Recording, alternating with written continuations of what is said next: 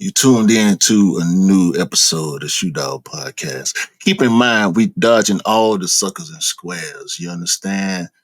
Don't bring your mock-ups over here. We don't need them. Let's go.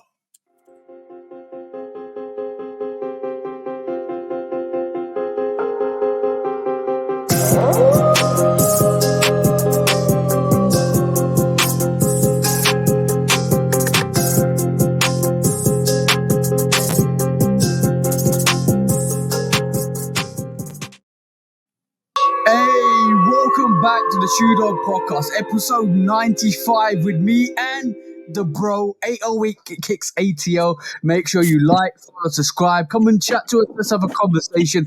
Go to the audio channels, come and actually download it, go and listen to it. Shout out to everybody that's on the audio channels that's listening to us. Thank you for all the love and support. Make sure you actually go and follow the Shoe Dog Podcast Instagram and 808 Kicks ATL and Love Kick Customs and all the great things. Like, comment. And what was that, bro? Put on a notification bell as well. Did you please do that? Make sure you do that. And also remember, every time you see the Shoe Dog Podcast, we came to do one thing. What did we come to do, TJ?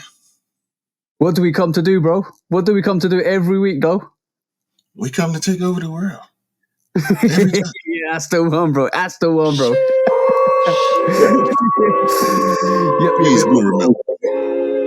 But today, we'll be joined by a force of nature. You know how you can feel the wind blowing, but you can't see it.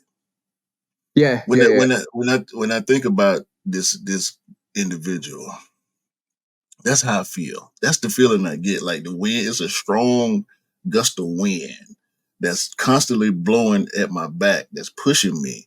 You know why I feel like that? Because if it wasn't for this individual, the Shoe Dog Podcast probably wouldn't exist, bro. This man is responsible for the initial meeting of you and I. Oh, yes. But like I say, he's not a butterfly, but it stings like a bee. He's Muhammad Ali in force and nature, bro. That's all I'm going to say, bro. This guy is awesome. You know what?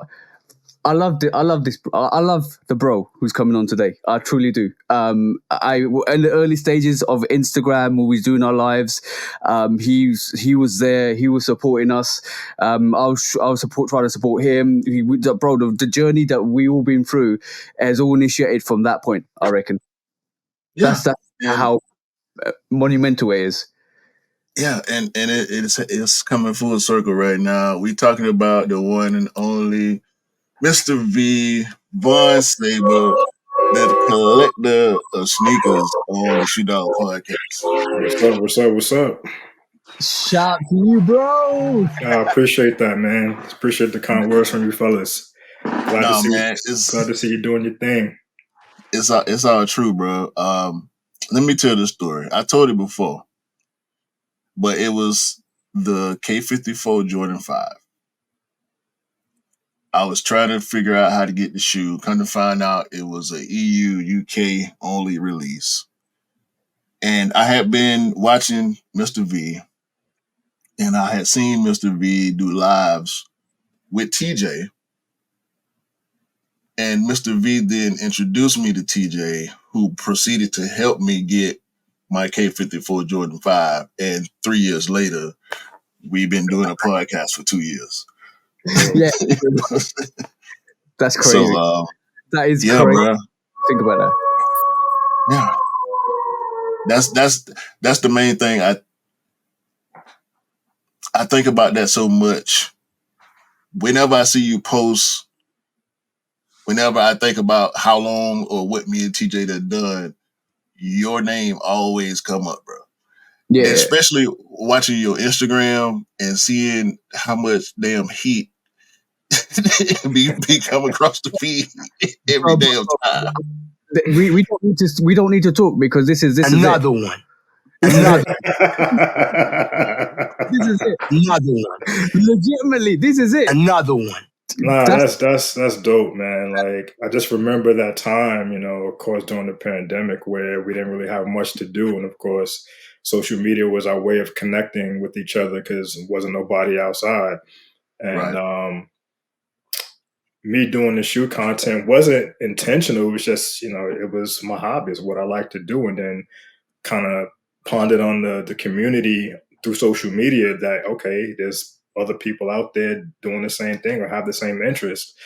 And I don't remember exactly how TJ and I like connected, but again, through the force of social media, Yeah. it happened, and I think it was from Eric's live. Well, me and Eric were doing lives, and you used to just comment, and then we got talking, and then I think it was just basically I got you on a couple of lives, then you started doing some of your own lives, and yeah, I think I met Q from that pretty much. yeah, because you were the only person I kind of knew out in the UK that I, had a relationship, through social media and whatnot, and it was through sneakers. So of course, I'm just trying to bridge the gap. And when he said, "Did I know anybody?" I'm thinking like, man, I never been to the UK, so I don't really know nobody. But once I thought about it, I was like, oh yeah. So that's when I made the connection and do the alley for you, man. And bro. The story. I don't know if you know how the story ended. So come to find out, another one of the guys that will become a brother of mine, Mr. Miller, was also reaching out to TJ to get the same sneaker. TJ also wanted the sneaker for himself. So what happened, bro? Yeah, I ordered it from, because you guys didn't get it. I ordered it from I think this France retailer, and because I had early pairs, and they sent it to me. And long story short, the custom charges were 50% of the sneaker each time, and I ended up paying like £300 for a sneaker. And for me to ship it to the States, I was like, bro, I can't do this to you. It's like, what do you mean? I can't give you the sneaker. And I thought Q probably thought, this guy who gets a sneaker likes it so much he wants to keep it for himself. And I said, no, bro, it's not the case. I'm going to tell you now, if I send this to you, this is going to cost you $400. He goes, nah. So what I did automatically, I don't take a L. I never take a L. I literally went onto another a reselling site. I think there was Collect, something like that. And I thought, this is cheaper than what I can get for you, bro. Here you go. You can kind of order it, and then Q order it straight away. I kept the losses. I literally, both of those sneakers, the K54.5 is a dope sneaker. I customized one already. I said the same thing to Mr. Miller, and Mr. Miller maneuvered as well, which is great because he got his pair as well. But both those sneakers cost me $300 each, right? £300 each. And I customized one, and I love that sneaker so much. I'll never get rid of it. I'll never leave my collection because it cost me so much money. And I pray. And the thing is that actually led me to the connections with Q and Mr. Miller anyway. So that's a good sneaker to base that relationship off anyway. I've customized one to look like the Friends and Family, but with patent leather, and the other one's just like just original color. So I'm happy with what happened with that situation. It's never about money. It's about connections to me. Always about connections. Yeah. And that was the thing, bro. Like the fact that he was like, "Nah, I'm not sending you this shoe. It's not gonna make sense for you." Yeah, really. Taking that into consideration, like he could have dinged you in the pockets with like, "Yo, this is what it cost me." And it would have been over 400. Yeah, once customs and all that, it would have been over 400. And I was morally on the hook for that. But he didn't let me. He never put me on the hook because he told me, "Nah, I'm not gonna give it to you. Even if you wanted to pay it, I'm not gonna let you pay it." I don't like putting people in that certain situation. If I could get it for retail and send it to you, I would have done it to you. I would just say, "Here you go, brother, take that." I'm not gonna put anybody out of pocket because it kind of costs over the odds to get the sneaker. To me, I'll take that. I want that sneaker. I'll take the hit. That's fine. A lot of people nowadays really, really, really concentrate on the monetary value, how much it costs, the value of something. It's not about that. In life, it's all about connections. It's all about relationships. It's all about the people you meet, the lovely, amazing people you meet as well, developing something, making something. At the end of the day, everything's done and dusted. Like literally, when you go from this lovely world, you are literally taking nothing with you. So that's the way I always live my life. Every single day, every single moment, it's about love, respect, and the connections you have with people that grow you and make you as that person, rather than how much a value costs, how much this costs, how much that costs, and how much profit I can make. No. That's not how to live life, bro. That's not how to live. That's why there's only certain people that can ask me to buy sneakers, because everybody don't stand on business. Yeah. You know what I'm saying? Everybody don't rock the same way, and people will get over on you, bro. Like I've been overcharged. Of course, I've dealt with resale, but when you're dealing with somebody that's willing to take that hit for you, that's rare. You know what I'm saying? And Yeah, that's the thing, man. Like everybody is always looking to come up or get over, monetarily. And like you said, it's not always about that. It's about the relationship, because that goes a lot further than getting a couple of dollars in your pocket. You know what I mean? Because that right there can ruin a relationship. Yeah, well, for sure. And it has and will. Yeah. I always say one thing, and this will always stay with me till the day I die. Right, one thing I always say is I'd rather be a poor man with loads of friends than a rich man with just a loan at the top. Right, because I rather and if I get to that point where I am a rich man at the top, I'd rather have all the people that around me with at the same level. I want that, because I want everybody to enjoy life. Not just I'm not selfish like that. I want everybody to succeed, and this is what message on my YouTube videos is: keep growing, keep excelling, keep aiming for your targets, keep hitting your goals. I want all you guys to succeed, and I truly mean that. And you know what? Sometimes a lot of people just talk. It's the actions that are the most important thing. That you watch people's actions all the time. That's all I say. No, that's facts. I agree with you. I imagine Vaunghn agree with you, but Absolutely. I also want to succeed more than I want you to succeed. So just keep that in mind. When you talking to me, Mr. V, Mr. V, Yes, sir. I'm looking at the boxes behind you, and I'm seeing a great mixture of what I feel like is a variety of heaters and GRs and classics. How long you been doing this, bro? Because your page be paging, bro. I mean, wow. So if I can date back, I mean, I would probably say since 92, 93. yeah, I kind of figured it was gonna be 90 something. But it hasn't been consistent through that time period, Okay. I would say, like, the inception was around 92, 93. Then of course, kind of scaling back and not being so much involved in collecting. But then, over the years, still having, the urge to kind of cop things here and there.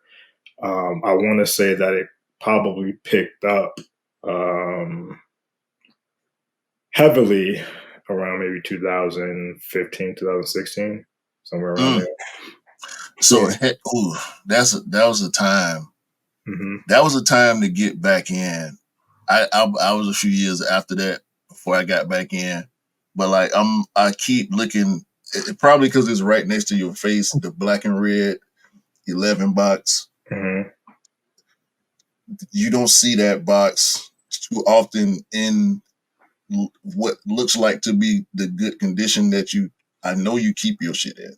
Because when you post, bro, you just posted the UNC ones not too long ago, but then it'll be other stuff sprinkled in, newer stuff, a lot newer, the Tianas, like all the hype stuff, the cool stuff, the stuff that we know is cool, and then it'll be a canvas for it, or it'll be a like where is your taste? Like is it everything? Is it just what you like? Is it because of what it means to the community at the time? Like how do you judge what you're gonna buy?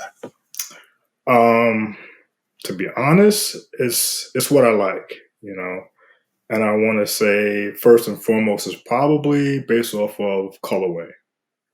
Certain colors I gravitate to. And then, of course, it's like taking into consideration the silhouette, the style of the shoe. So what's your three colorways? Say it again. What's your favorite colorways? Favorite colorway. It ain't got to be in no order. Just give what's like your because Bread, UNC, like we could call out OG colorways, but that ain't necessarily always somebody's favorites. Right. I would definitely go with that. The Bread colorway, UNC colorway. Anything black or gray. Honestly, like gray is my favorite color. And I'm surprised I'm not even wearing a gray shirt because I actually thought about putting on a gray shirt today. That's the first. I think that's the first. I ain't never heard. Ain't nobody on the pod came on here and said gray is their favorite color. Yeah, and there's so many stupid. I was just at my partner house last night, and he got the Wolf Gray 3s, and they starting to crack. You know what I'm saying? Like you don't even see them like that. Like cool gray, wolf gray, anthracite, them colorways be some of the dopest ones. Yeah. So with gray being my favorite color, it's like because it's a neutral color, it's it's not dark, it's not too light, you know what I mean? It's kind of right there in the middle. And I tend to match my kicks up with a gray shirt, or something gray that I'm putting on. And that can go with any shoe, you know what I mean? Facts.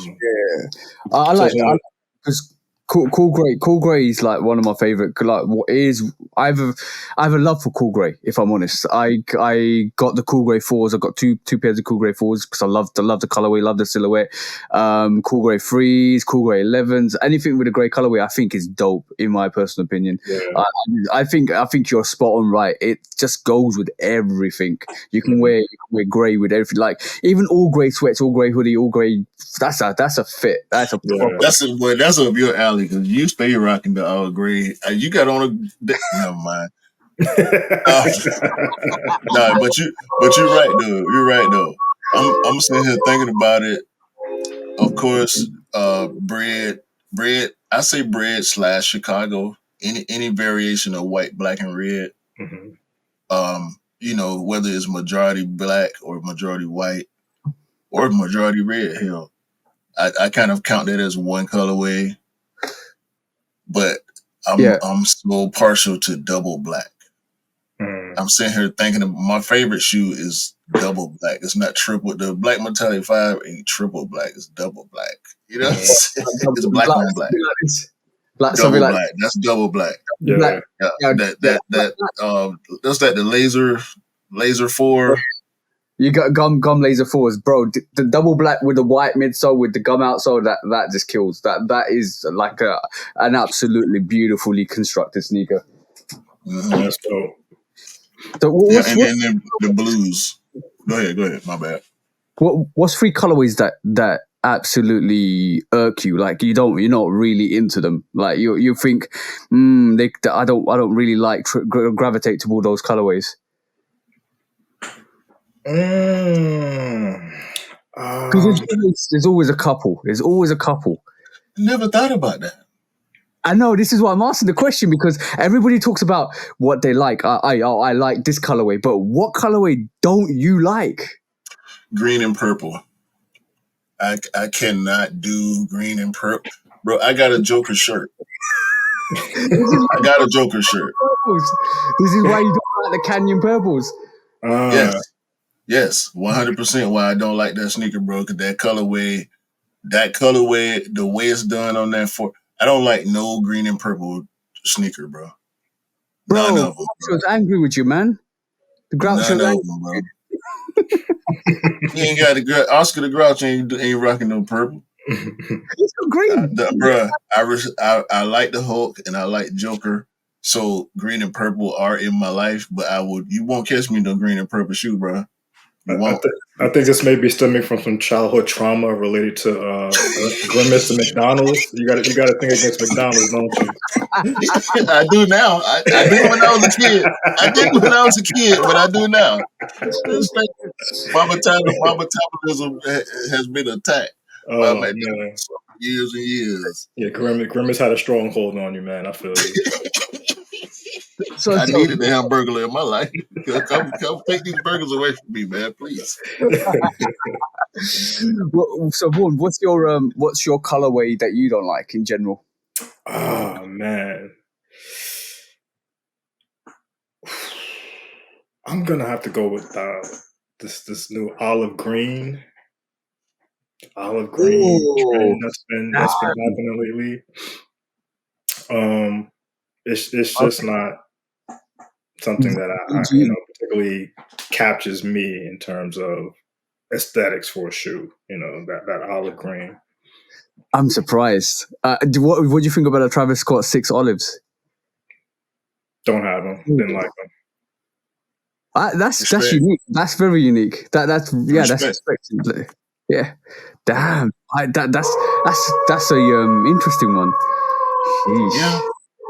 Yeah. So like even with like these the olive 4s that just recently dropped, the crafts, like I like the Photon Dust, yeah? Say it again? Do you like the Photon Dust, the first one? The green No, ones. I didn't really like those either. Like that craft look on the 4s wasn't appealing to me. I've been telling y'all this. I get it. They're trying to be different, with the materials and the texture, but again, aesthetically, it just wasn't appealing to the eye for me, And again, and that's we fine. all have our own opinion about it, but it just wasn't something like, oh, fine. I gotta cop that because this is so dope. This is fire. Like for me, it was just like, nah, I'll pass on those. So do you think okay? So is it because you are so inbred with what the Jordan 4 looks like that any deviation from it, you're like, you're questioning why they actually did that? Because I would say this is probably what being a sneakerhead's about. You like what you like and you don't like what you like, and I think Vaughan, you shown like even though you didn't like it, you respect the people that actually pick it up because obviously with the textures, the material blocking, the colorway, the different aspects of the different paneling. But is it like, do you not like the Craft 3s that will come out shortly or the Craft 1s? Is it all based on it has to look a certain way, or is it just based on? Right. So again, it's the aesthetic look of the shoe. Like the Craft 3s, I like that. And maybe because it's toned down and it's the color combination, that was ivory, that ivory look. It's a clean looking shoe. You know what I mean? And I have to go back and look at it again, but I think it has like a clear gum sole, if it's a gum sole, but it's a clear sole. So it's just a combination of the colors. The double, that's like the theme of it. Everything is double. All the panels are double. The Jumpman, they got the Nike and the Jumpman on the back. Yeah. So it's like, I'm not saying that I'm not a fan of the Craft series. I'm just not a fan of those particular shoes, and how they were put together. I do like the Craft 3s, but the 4s just wasn't something that spoke to me. I think with the 3s, they just Jakai'd it rather than Sakai'd it. So basically, they kind of like doubled up on everything. So I don't like it though. I don't like none of the Craft sneakers, bro. I think I just came to that realization. I do respect the Craft, not the prototype, but the handcrafted ones. The handcrafted ones, but that's kind of like a precursor to the Craft series in a way. I do respect that sneaker. I had it, but I got rid of it because I didn't think I was going to wear it. I looked at it for too long, and I didn't have plans for it, so I had to get rid of it. However, your sneaker glasses started to drop. When you I'll call it sneaker glasses, it's like drunk glasses. Your sneaker glasses. When you put them at the tip of your nose. Yeah. This is not looking as good as I thought it looked because every sneaker release we look through our rosy tinted sneaker glasses, and what happens is once we get it in hand, the glasses either start to get brighter or shatter. And there's two things that happen: you either look at it too long, and you're like, okay, cool, maybe I shouldn't have got this. Or you look at it and you're like, the glasses just shine, and you're like, oh my god, this is really good. And there's two ways. None of them. There was a Craft 2, right? There was a women's, I think. Yeah. Yeah. Nope. Craft 3s, I don't like. I don't like either one of the 4s. I didn't like the Craft 5. Didn't like none of the other Craft 1s. No, bro. I don't like none of them for myself. I mean, I've seen them pulled off, and I can respect all that. You know what I'm saying? But like Mr. V was saying, and that's what we scream on here every week, bro.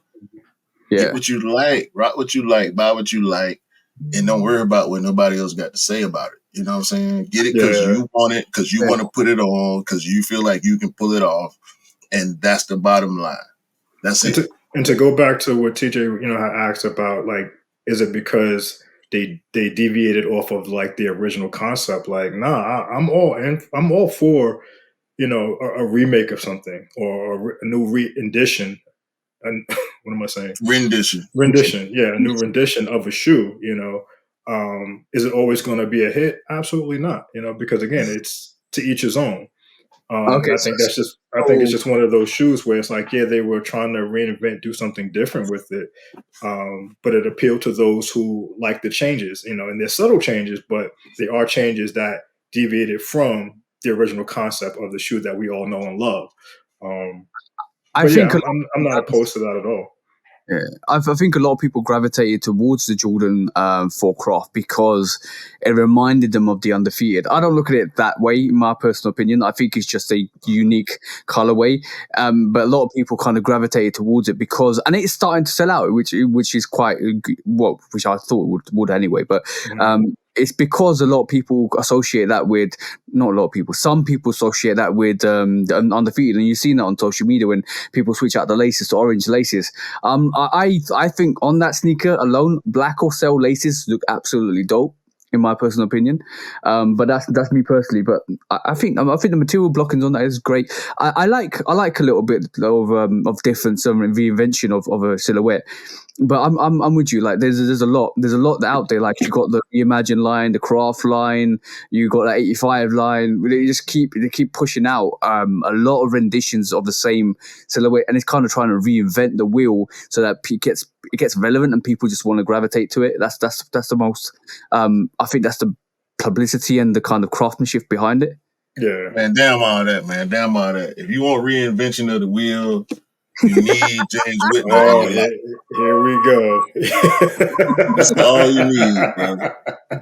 You need James Whitner in your life. We don't care about the allegations. This ain't no R. Kelly situation. Yeah, I did say that. So even if he is found guilty, I'm gonna still love the sneakers, and it don't get no better than this, man. Because they don't miss. I'm a year don't miss, bro. Nah, I would have to agree with you there, brother. Although I'm still waiting on my pair to arrive, patiently waiting for my pair to arrive. I think, and we live in the same city. Exactly. That's why when I saw you post it, I was just like, "Oh wow, he got his already." I got mine Wednesday. No, Thursday. I have yet to receive anything, bro. I got my Dawn pair, but I haven't received the Dust pair. So.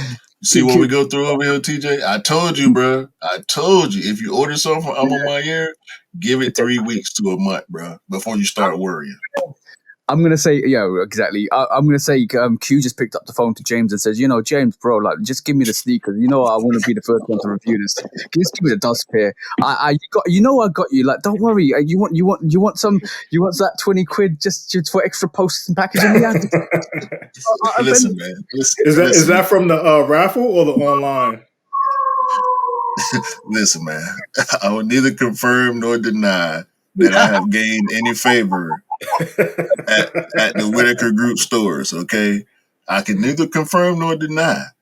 What I will say is I put in my raffles consistently every time, and I now believe in the EQL system. Okay, so that's from the raffle. Yes. It's interesting that Q's won every single MMA he's put into. I did not. I did not. No, I didn't get the white 12s.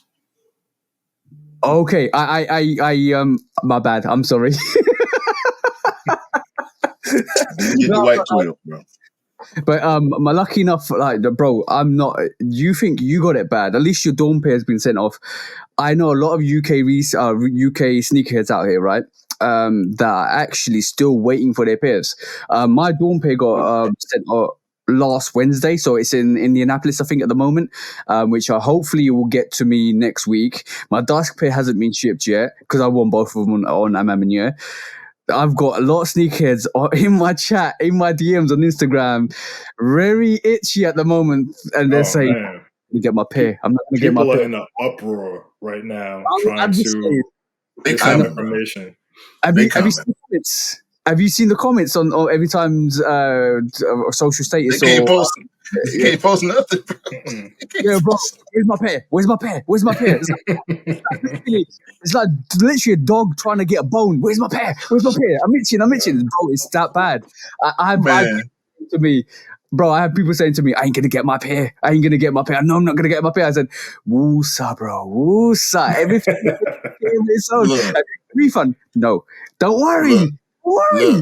Look, and then this the man that's accusing me of having ties to the company. They just happened to do a public broadcast with me. How many people over there hit dust pads? Probably not me. You know what? You be quiet. You be quiet if I expose you. Okay? I will expose you to the people. Expose you to the people. Okay. I know what you got going on behind the scenes. All right. You watch it. You tread lightly. Tread lightly. Tread lightly. James, we love you. Just come on the podcast. We'll have a conversation. Oh man. No. There's a lot of people that want dust pairs. They're still waiting. I've got maybe about 4 or 5 people that actually message me on the constant saying, "Oh, as your picture." 4 or 5 out of the whole country, and you hit, and I bet you got your notification first. Don't do it. Don't do it. Yeah. You said you got your notification first. Yeah, you did. Yeah, you did. No, play with me, man. I'm going to say one thing, right? What was really interesting is FedEx. FedEx are the only ones going to contact you. So, guys, if you're listening to this, FedEx are the only people that are going to contact you in terms of your pairs. And what was quite interesting is the FedEx email came in like FedEx, and you check the email name because it looks. I'm going to be honest. It looks like one of those gimmicky junk mail emails that you think it's not real, right? It comes with FedEx.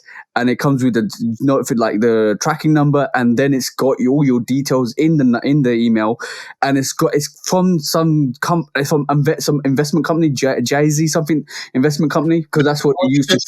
Stop. Right. Stop giving these people hope. Stop giving these people hope. No. It ain't even about hope, bro. It ain't even about hope. It's about being clandestine about where it's coming from, bro. Do not tell the porch pirates where it's coming from because they don't know.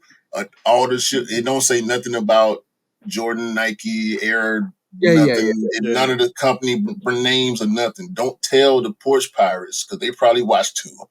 You know what I'm saying? Don't tell the porch pirates where the package is coming from. They're gonna be swiping people's shoes, bro. Everybody in the UK and EU, right? Just wait for that FedEx. Just DM TJ. He'll give you some info. DM TJ if you ain't got your tracking yet. He'll verify your status. Yeah. He'll put in the word and let them know that they can release your pair. You know. It might cost you £20 though, to release your pair though.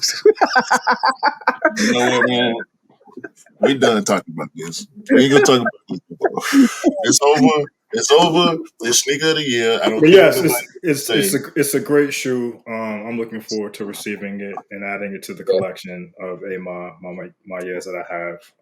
You got which all pairs you got? I got them all. See, I got them all. See, this is why. Yeah, bro. Ass catch him. Gotta get them all. This is why we have people like this on the pod, okay? This is a real sport out here. It's real passion involved. It's real knowledge involved. And you got to be with it, dog. You got to be with it. I helped my partner get his first, this Alma Mayer, his first collab. Now he want the Soulfly 8s. And guess what?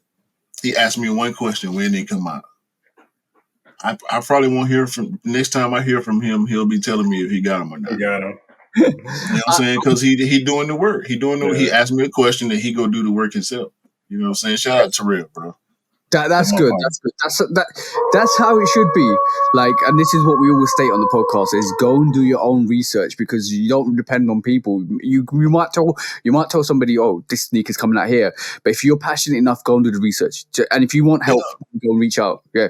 But that's great. I don't know. I don't know whether that sneaker's coming out in the UK, and I'm a bit annoyed. I'm really annoyed now because I don't know if it's going to. Don't worry about it. Don't worry. TJ. All right, bro. Did you have a question to ask, Mr. V? Oh, okay. Shall we do this then? Right. Lose, choose, or dump, bro. Okay, cool. We're gonna do. If you don't know the premises of this, is you lose a sneaker, which means you lose it for yourself, but you give it to the community. You choose a sneaker, which means you choose a sneaker and the community gets it, or you dump a sneaker and you burn it out of existence. Right? Oh, jeez. So lose, choose, or dump. I know you said you like the bread colorway. I know you said you like the UNC colorway. I know you said you like the grey colorway. So I'm gonna say Jordan 1 bread, Travis Scott 4s, or the cool grey 4s. What you losing, choosing, or dumping, bro? Give me my options again. Cool gray. I thought you was gonna go 11. Go 11. Please change it to 11. Okay, cool grey 11s. You said cool gray 11s, bread ones, red ones, Travis 4s, cool gray 11s.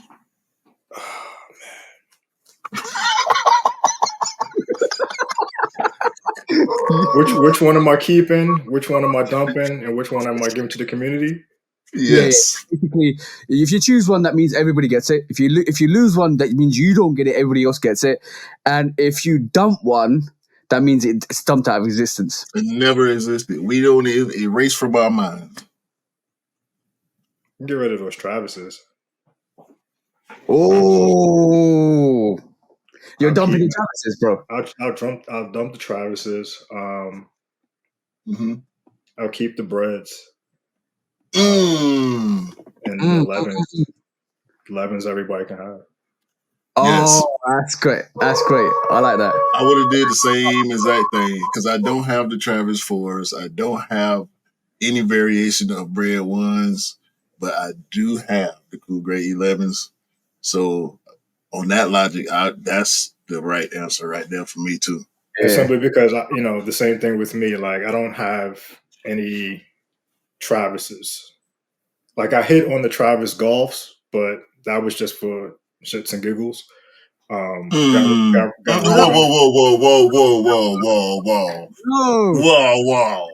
Hold on. You're not going to breeze past. I hit on the Travis Scott Golfs, but that was for shits and giggles. It was, honestly. Oh my God. It was. I didn't want that shoe. Bro. It was just like, okay, let me just, see what the odds are. You know what I mean? Yeah. And I guess I can say this too, like, as a sneaker collector, like I don't always have to have every shoe, especially not a real hype shoe. Like again, as we talked earlier, it's about what I like. But there are times where I'm just like, let me just kind of see, because we all know how the possibility of acquiring a shoe is. So it's like a closed mouth don't get fed. If you don't try, you'll never know. Oh, so bro. it was just one of those things, luck of the draw for shits and giggles. It was like, all right, let me enter to see if I hit. And I hit. You know what I mean? But it was like, I know I wasn't gonna keep it, I'm gonna say one thing. Like, you are moving like Predator 2 out here, bro. There's no Arnold Schwarzenegger. Danny Glover ain't gonna give you any sneakers like it's nothing, bro. This is crazy. This is why you are the Muhammad Ali of this. You're swifting through, sting like a butterfly, slap like a bee, bro. Like this is crazy, bro. Crazy. Bro, and you never see it coming, bro. It just be a post of some of the dopest. So you slide and like, bro. The thing is, everybody's guard is up, and they're not expecting it, and that uppercut comes and it's done. It's done, bro. Every And time, every shoe that I really want that I can't hit, it pop up on your page, bro, and I'd be like, God damn it, I knew he was gonna get it. I wonder if he gonna keep that. and Q takes out the salt jar and he just chucks it over his head like, what's the point? I'm not gonna be. I can't even be salty. I can't even be salty. Ain't no point. I'm just gonna double tap. Yeah, ain't no point in being salty. I know this guy. I appreciate that, man. You know, again, like people say, like I don't miss. I do miss. You know, you just don't always see the misses that I miss. You know what I mean? But at the same token, it's like I'm thankful that I'm able to hit on, you know, a lot of the pairs that I do go after, which again, majority are for me, but at the same time, it's just like it's a gamble, man. It's fun to me. It's fun to you know try to get something just because of we know the nature of the beast of this game. You know, everything is not a constant. Everything is not a definite. For the audio audience, when I mentioned the fact that I saw UNC ones on Vaughn's page, I'm not talking about the UNC toe or the UNC, the pandemic UNC ones, the new buck ones. I'm talking about OG, all leather, all white, and UNC blue Jordan 1 high OGs, like grail status shit that you'll see pop up on this man page from time to time, and it's just out of left field, like, oh my God, I ain't got them. Double tap, keep scrolling, hurry up. I'm gonna double tap, but I'm scrolling real fast away from that. The ones that should have come out. The ones that should have come out rather than the ones we got in the one that we waiting on to come back. Yeah. That one. But bro, we ain't done yet. Loose shoes are dropped. Second round, part 2. Yeah, Muhammad Ali's in the ring again. So number 2 is all about olives colorways, bro. Because you gotta choose one. Right? It's the Jordan 4 Craft olive, the Jordan 6 Travis Scott olive, or the Travis Scott Jordan 1 low olive. What are you choosing? What are you losing? And what are you dumping? You gotta choose one, even though you don't like olive colorways. You purposely did that, right? Because of what I said earlier about the olives. Yes. Yeah, of course. It's all a setup. It's all a setup. Oh man. And we don't apologize. I know you don't. And I wouldn't expect you to either. But you know. Give me the silhouettes again. You said the Jordan 4 olive. The 4s. Yeah. The 4s, the 6s, Travis Scott 6s, and the Travis Scott Jordan 1 low olive.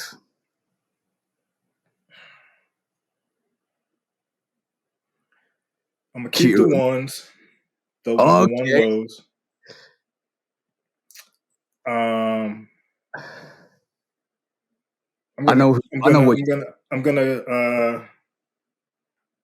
gonna dump the 4s.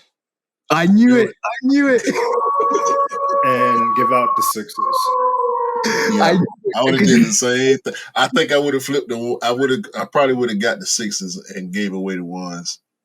Because I like the 6 and the 7s are actually my favorite silhouettes. And I don't know if that question was coming, you know, what's my favorite silhouette, but no.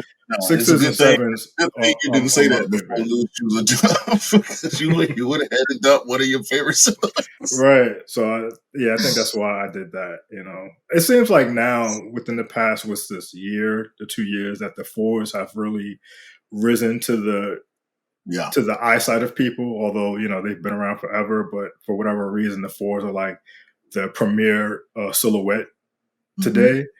And again, I like the 4s, but it's just not, you know, one of my favorites, so I wouldn't mind letting it go. I think that's slightly shifting, especially in the UK, to the 3s. I see a lot more people gravitating to 3s, like especially with the Balvins, especially with the success. I think the Balvins turned the tide. Yeah, and I've been kind of gauging that too, to kind of see like what this cycle is like, because as we all know, at one point it was the 1s. Now we're shifting to the 4s, and I'm thinking, okay, what's going to be the next shift of the silhouette that everyone is kind of like wanting to rock with and trying to get? I think it's anniversary as well, because I think like the 3s is in its peak at the moment. I can see the Jordan 5 semi getting like into the limelight by 2025. I think it depends on the silhouettes they drop mainly. I do believe. I don't see it. I don't see it for the 5, bro. Let me please give me a moment. Let me get a moment to speak for my favorite silhouette. I don't see it for the 5s, bro. It's the 5 is in the middle. The 5 is the middle child of Jordan retros, along with 13s and 8s, I think, and 7s. I think the 5 may be the oldest and more boisterous of the middle children. When we talk about 1 through 14, 1 through 15, the main signature silhouettes from Jordan, the 5, the anthracite 5. We remember the anthracite 5, black and gray with mesh, better leather and gray suede, a reflective, the reflective netting. Yep. Right. The blaze orange with the netting changed and the pod kind of semi-exposed with the translucent on the all that, and then we got the hyper royals. The hyper, what's the purple one? The emerald hyper alternate grape. The alternate grapes, yeah. Yeah. We got these. What the 5s? Mm-hmm. We got the top 3 5s. Then we got the fire reds back. We got Stealth 2.0. The Bel Airs. The Bel Air, the alternate Bel Air, the green bean. That was the 5 wave, bro.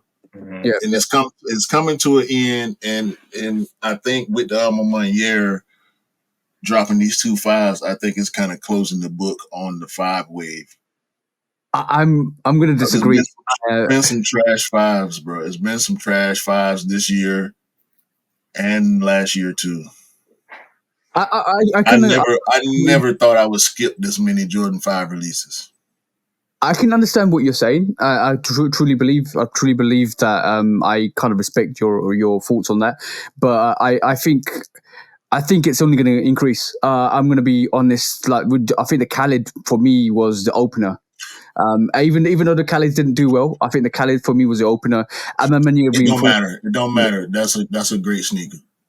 Yeah, I know but it doesn't matter if it sells or sits. But for my own reflection, I think I'm going to give you my thoughts. I think the Khaled 5 is the opener. The Amamiya 5 is the sneaker that's bringing it all together. Now we got the Olive 5s coming next year. We got another couple of variations coming next year. The Olive 5 ain't gonna do it. The Bordeaux 5 didn't do it.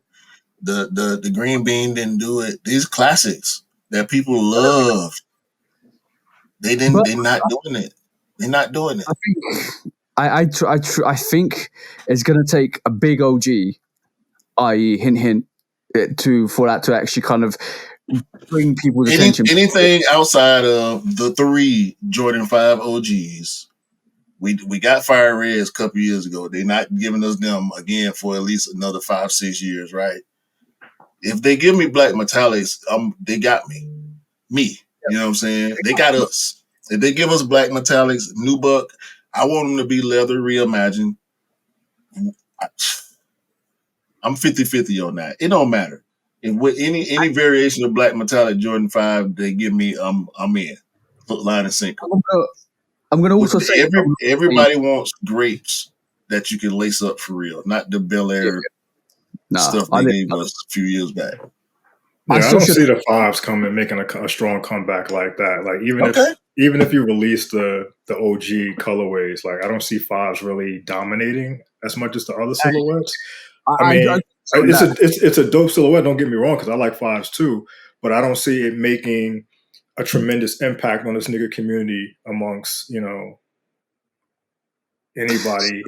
Like the OG colorways will go for cats like us who are nostalgic about them. And I think we can't even count them. But I think people, for the simple fact that it's an OG colorway, let me cop because again it's a classic. But anything outside of that is going to be like it's questionable. Kind of like the playoff 8, right? Right. But I'm going to say one thing, like it might be the boisterous middle child, and I totally agree with you, right? I totally agree with you. But I know what you're doing. Go ahead. I know what you're doing. I know, but the thing is, it's that boisterous little kid that nobody pays attention to, and then come back to it about a year later, and you're thinking, "Oh, damn, this is crazy. Oh, crap!"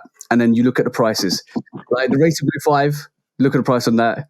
Khaled 5 was a massive release. Amamiya 5, even Dust Pair. I think the Adorn pair is close to retail. The Dust pair is still doing numbers because it's limited to just Amamiya. But the Jordan 5s, don't sleep on them. I'm just saying, do not, if you like a Jordan 5, do not sleep on it because you come back to it a year. Oregon 5, Michigan 5s, all these colorways.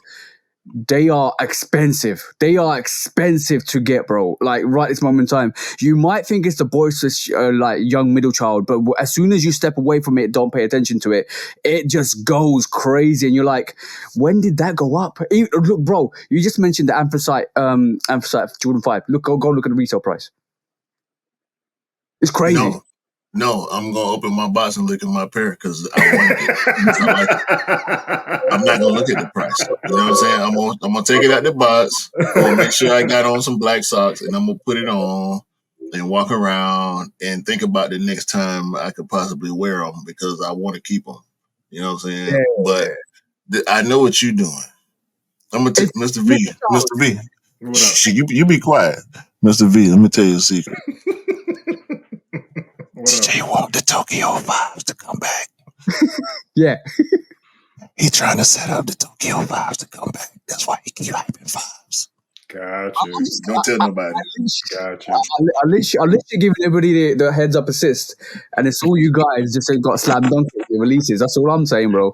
That's all I'm Jordan saying. Brand, give my partner the Tokyo 5s. I'll buy them too. Stop playing with us. The fact that you have to say, I'll buy them too.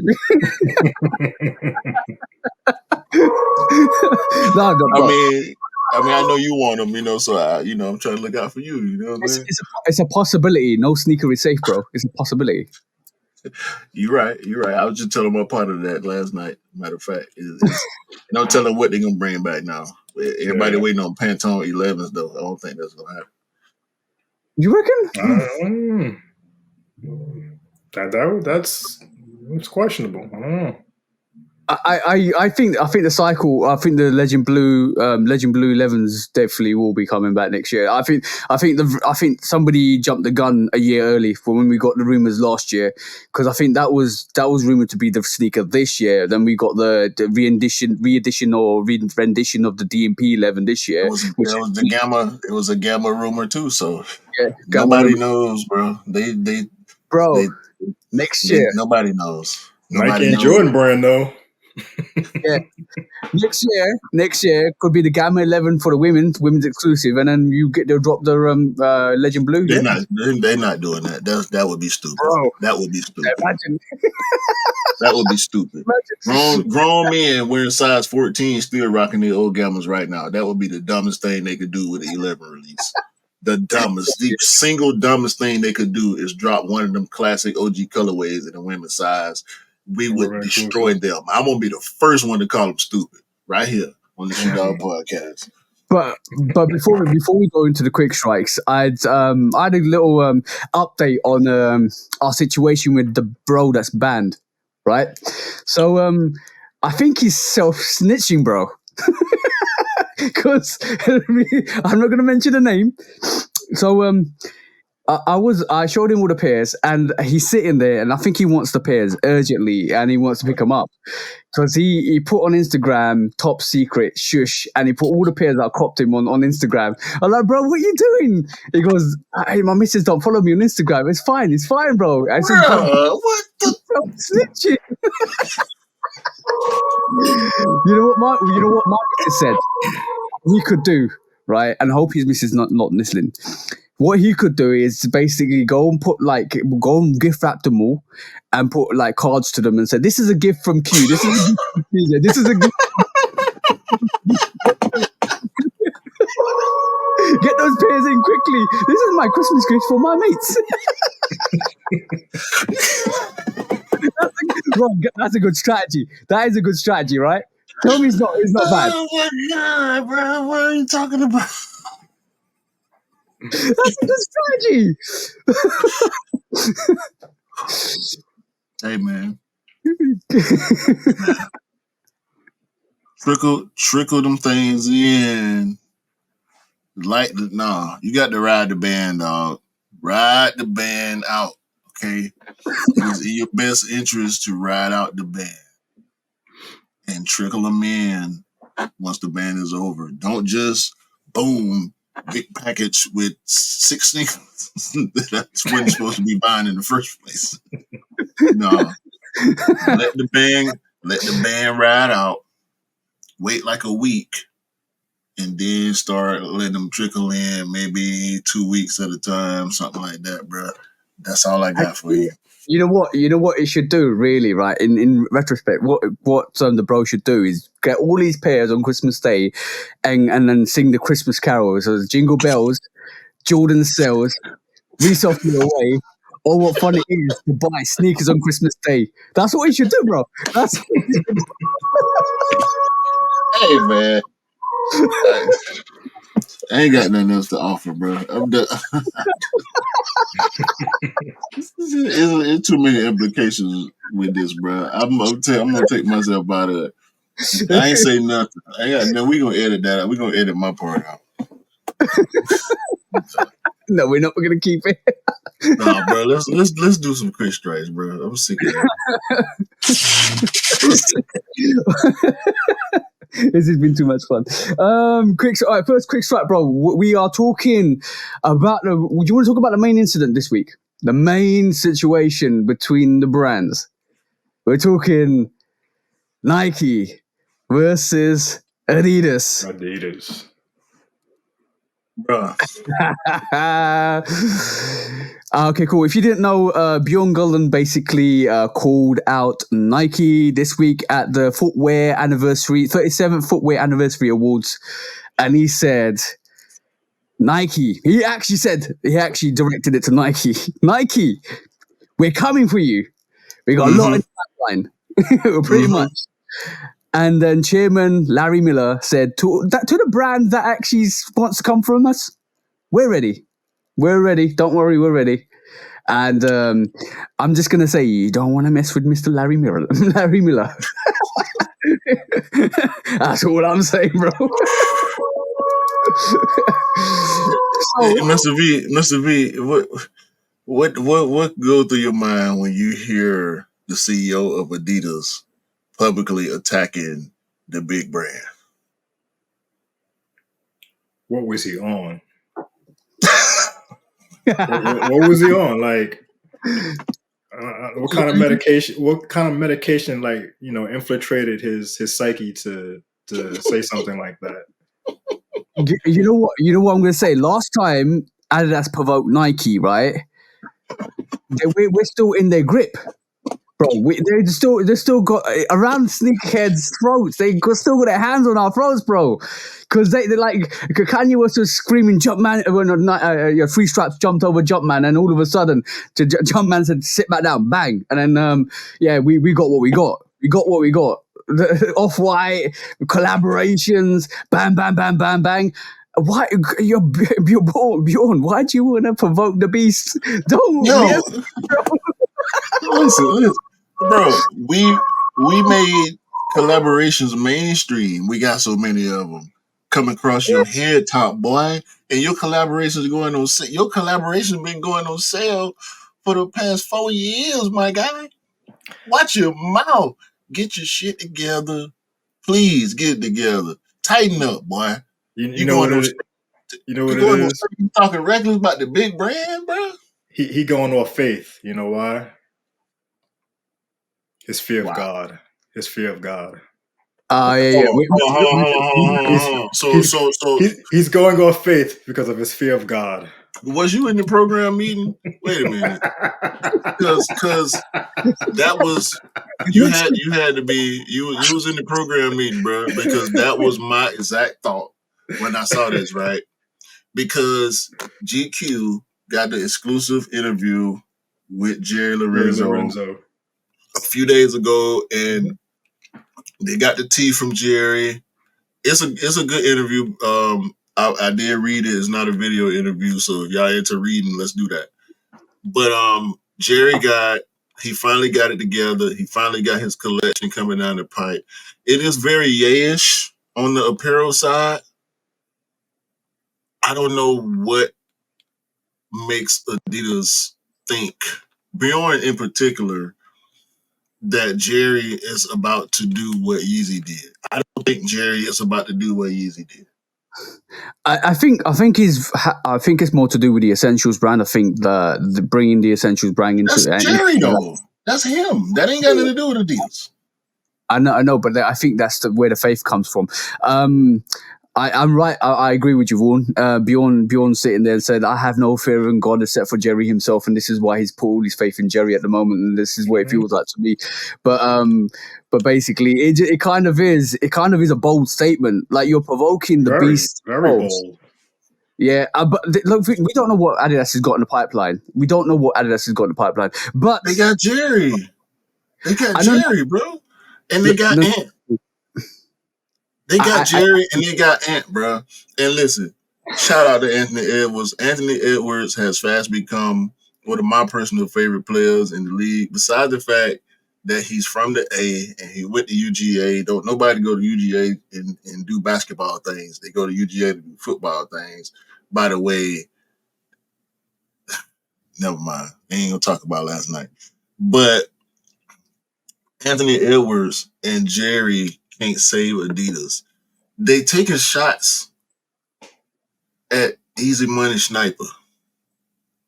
Kevin Durant. They don't see. Let me let y'all in on some cultural information in case y'all don't know. First of all, Kevin Durant is one of the greatest, statistically now, one of the greatest NBA players to ever lace up. He just went over the top 10. He just became the 10th highest scorer in NBA history. That's ever.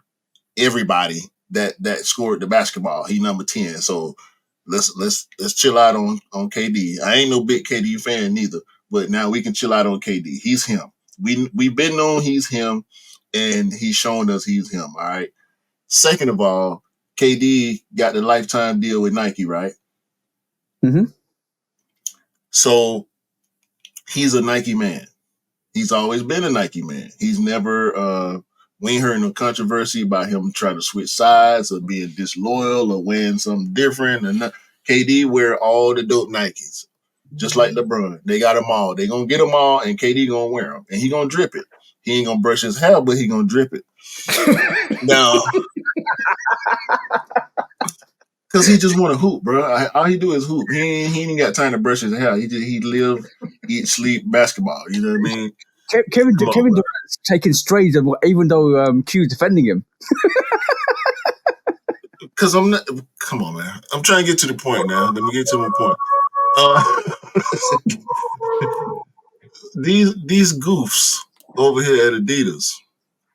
That's the second thing. Kevin Durant is a Twitter god, right? You know about Kevin Durant on Twitter, Mr. B, right? I don't follow him. No. Okay, Kevin Durant is the king of burner accounts. He is the king of burner accounts. Okay. Kevin Durant has had probably close to 100, if not more, burner accounts throughout his career on Twitter. Okay, you say something crazy about Kevin Durant, that egg that's attacking you might be Kevin Durant. He didn't got caught on his burner accounts defending himself countless amount of times, right? Okay. So for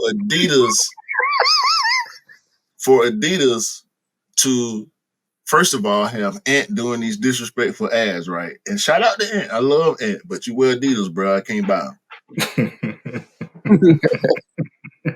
Ant, they got Ant taking shots on his commercials, right? Then on the first commercial, he taking shots at Melo. He took shots at LeBron. He took shots at KD. He took shots at Steph. All the big sneaker guys in the NBA currently, he taking shots at them. Then this last commercial was very, very, very similar to one of Michael Jordan's Jordan 1 commercials, right? Then they talk reckless directly to Kevin Durant after Anthony Edwards suggests that Kevin Durant wear his sneaker. And Kevin Durant responded, "I would never put my big toe in them MFers." Adidas respond directly to Kevin Durant and call him Dusty.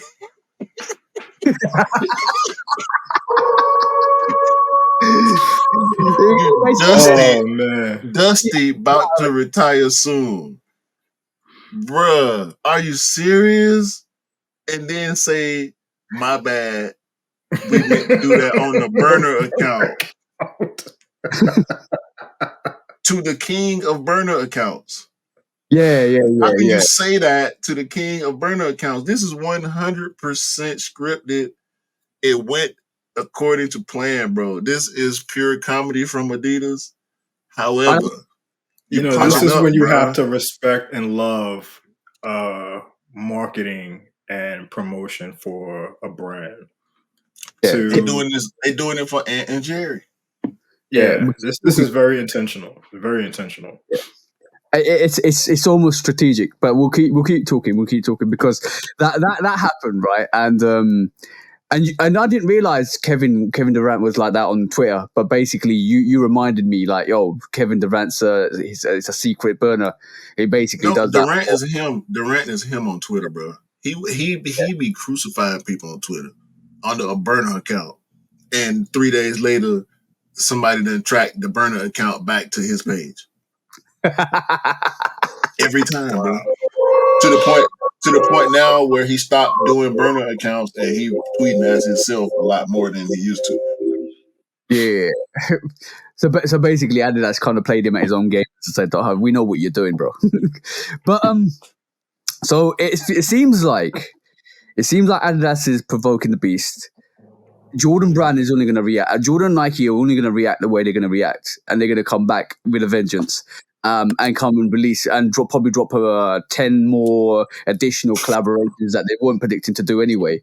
So, and then they're gonna have a grip on our neck, and then we'll be thinking, well, I want the Jordan Nike stuff, but I can't. I would like the Jerry stuff too, but I can't afford it now. That's what's gonna happen. We've seen what they did in November, bro. We've seen what they've dropped in November. That's crazy. So yeah.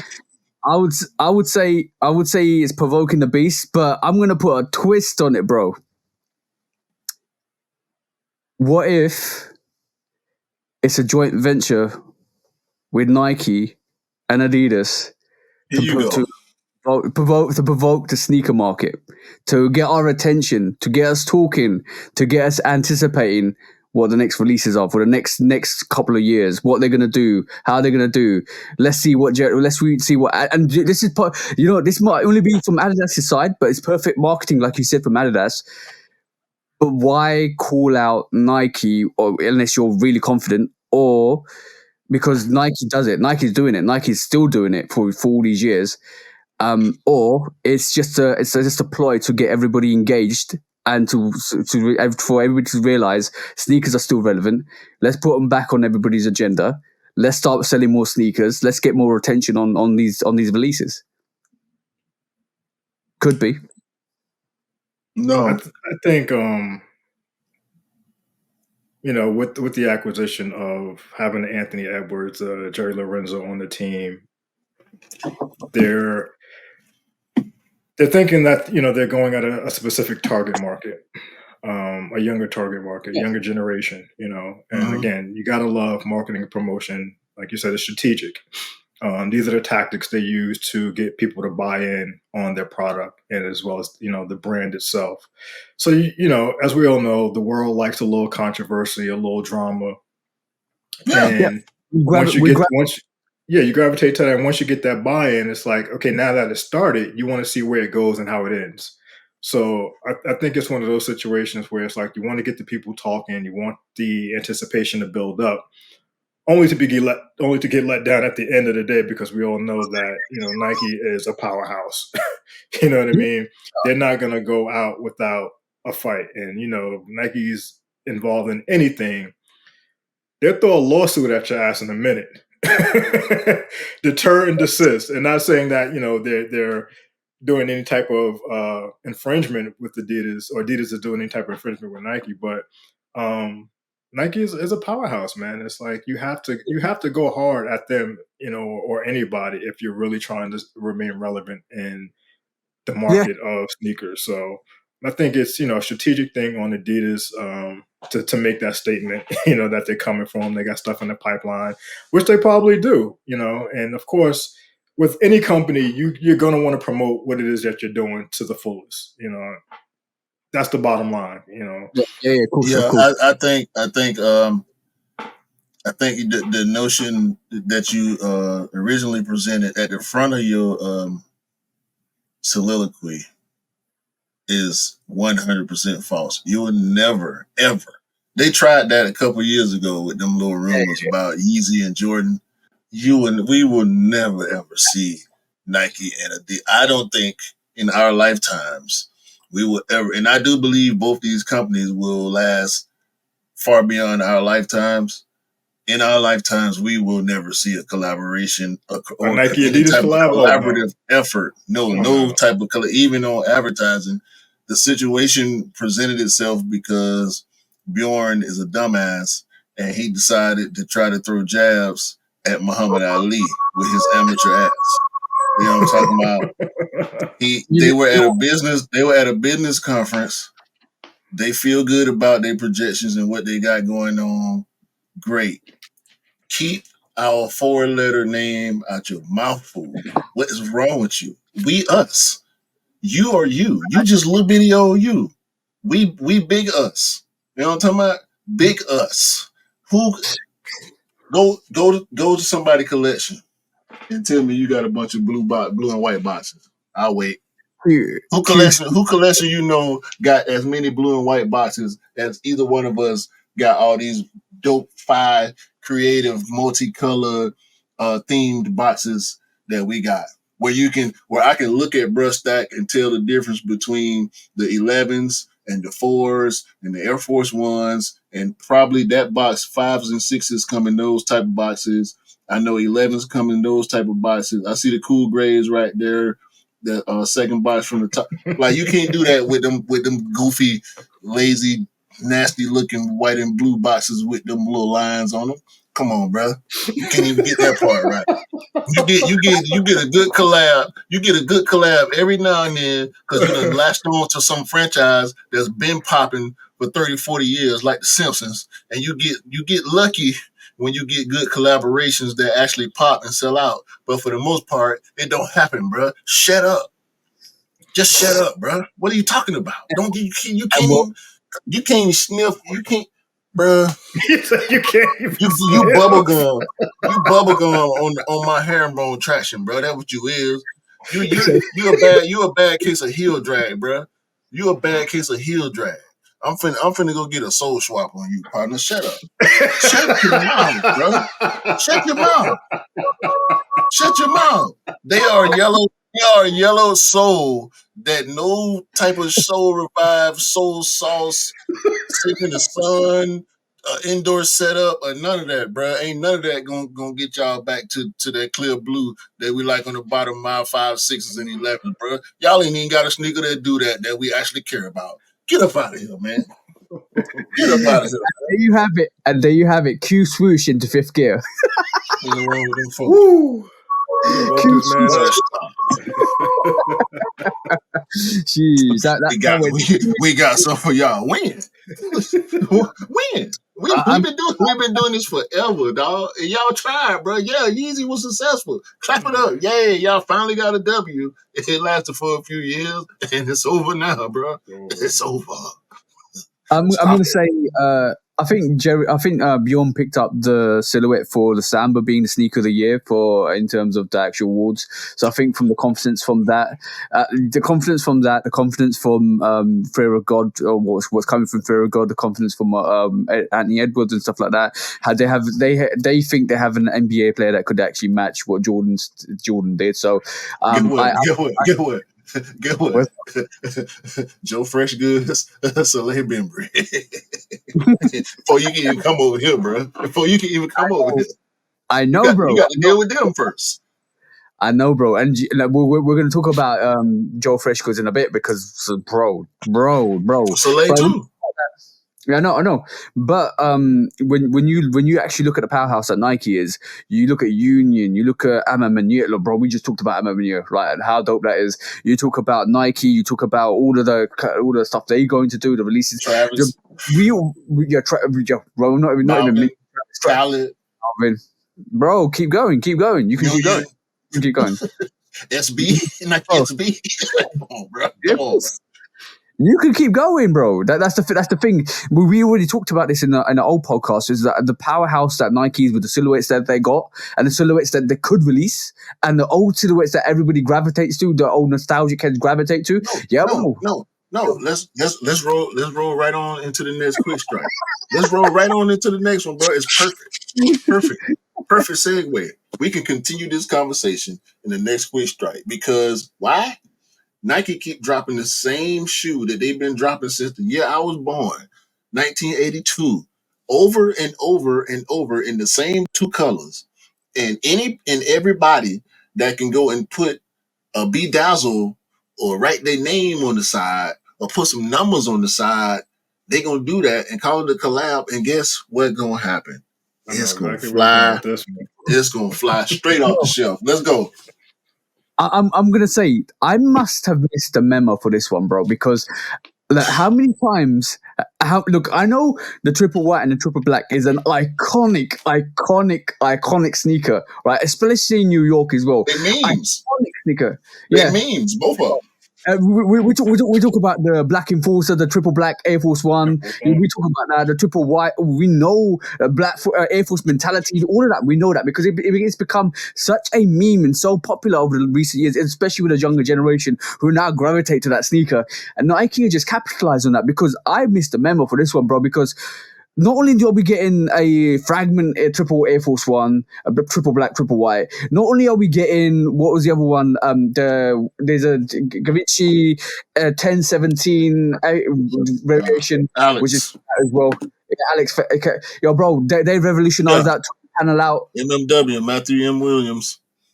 He's back again. And he took one of the stitch lines off, which is disrespectful to me. I know. Bruce is rivaling his like, what the hell did they do to my Air Force One? But yeah, I think they kind of modernized it to actually fit better to suits and high end fashion. So that's what they did with the Air Force One and triple black and triple white. Not only that, bro. There's another one we're getting. There's another one, bro. Triple black, triple white, Air Force One. Yes, sir. That's crazy, bro. So let me speak on this cause for a second. I do feel the same. I have to keep the same energy. However, I do feel a little bit of an affinity toward this cause pair. It's the 10th anniversary of oh my God, what's the name of the store? I can't remember the name of the store. The GQ trying to cap me too. It'll come to you. Hold on. I gotta sign in to GQ right quick. GQ always try to cap you with the subscription, bro. They won't let you see the full article. I read the article, by the way, but the way Cause is doing this with it's a company called Sky High Workwear. Yeah. And we know Cause of Style. It's Dover Street Market, the Dover Street Market 10th anniversary. They got a whole collection that's dropping on December 16th at Dover Street Market store and online at Sky High. I actually pulled up the sign up form for it. I'll put it if I can remember. Y'all forgive me if I don't. I'll put it in the description, but you can go to Sky High Farm Workwear and navigate the page and be able to sign up to stay up to date with what's going on with this release. However, because of my respect for Cause and what he does artistically, I do like these a little bit more. They are, in my opinion, almost as lazy as the rest of them. You know, the Supreme just putting the box logo and Fragment doing with and Travis and all that. They all the same. Yeah. But all of those releases, what's happening? They're going, bro. They're going. They're gone. So tell me, like, it's so iconic. It's so ingrained in people's blood and in people's history and in nostalgia. They just go. Like, the course pair is going to be gone. The fragment pair is going to be gone. That Da Vinci's 1017 is going to be gone. Like, it'll be gone, bro. It'll be gone because we even looked at a couple of podcasts ago the triple black waterproof black enforcer, bro. The triple black Air Force One. Bro, that could be gone. Like Nike saw an opportunity and took it. I think what happens when you see a lot of these collabs is that, you know, people feel as if they're going to be a limited edition, and therefore that's why they go for them. You know what I mean? It's like, oh, this is kind of like a one-off situation. Let me get my hands on it because I don't ever know if this is ever going to come back. You know, so it creates that hype when you do these collabs that it's not going to be around forever. In that same vein, though, like we know with collaborations, they're never going to be retro collaborations. They won't do that unless they get really desperate. But in that same vein, do you think we've got too many collaborations over the last couple of years, or even the last 5 years? Because it just feels like we're getting collaboration, and every year it's more and more. Every year it gets more and more. So do you think it's taking some of the kind of speciality out of collaborations? I don't think so.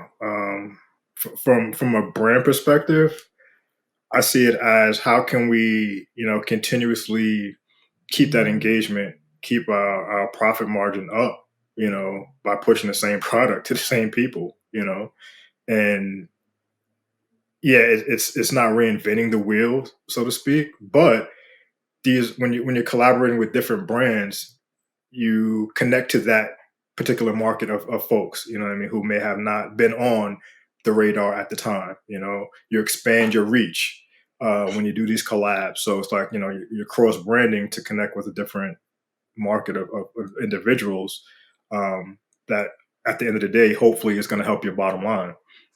And it's hopefully it's a fair exchange for both parties too. We was talking about this last week, where when these brands, and I use Patta for example, I wasn't up on Patta before the Patta Wave Air Max 1s. Mm-hmm. And in being interested in the sneaker, I now periodically go to Patta's page for t-shirts. You know what I'm saying? Where I wasn't checking for Patta before, but when I was waiting on the release and I'm going to their page and seeing, you know, how their page works in order to be able to try to do a manual cop, I'm seeing all these dope t-shirts and socks and sweats and shorts and stuff that I wasn't aware of. You know what I'm saying? Had I seen somebody, I knew about the Patta 7s, but I didn't go for that sneaker, so it didn't make me go to Patta's page. But bringing awareness to these other brands that are the collaborator with Nike or with Jordan is also part of the plan when we seeing this stuff. The fact that we getting more collabs on a regular basis, I think is a natural progression. But in the same breath, I do feel like we getting a little bit too many.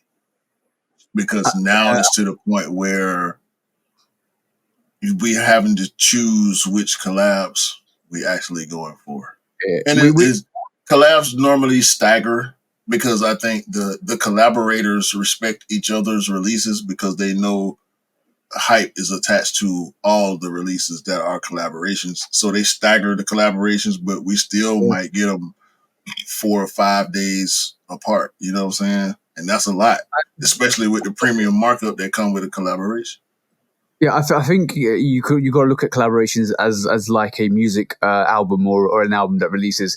I think they all pay like it's so compressed that so many releases come out that you can just choose your favorite artist or collaborator or company that you want to get a sneaker from, and or you can kind of either go for a Union or a Balvin or a Khaled, or it comes across like from like a music perspective.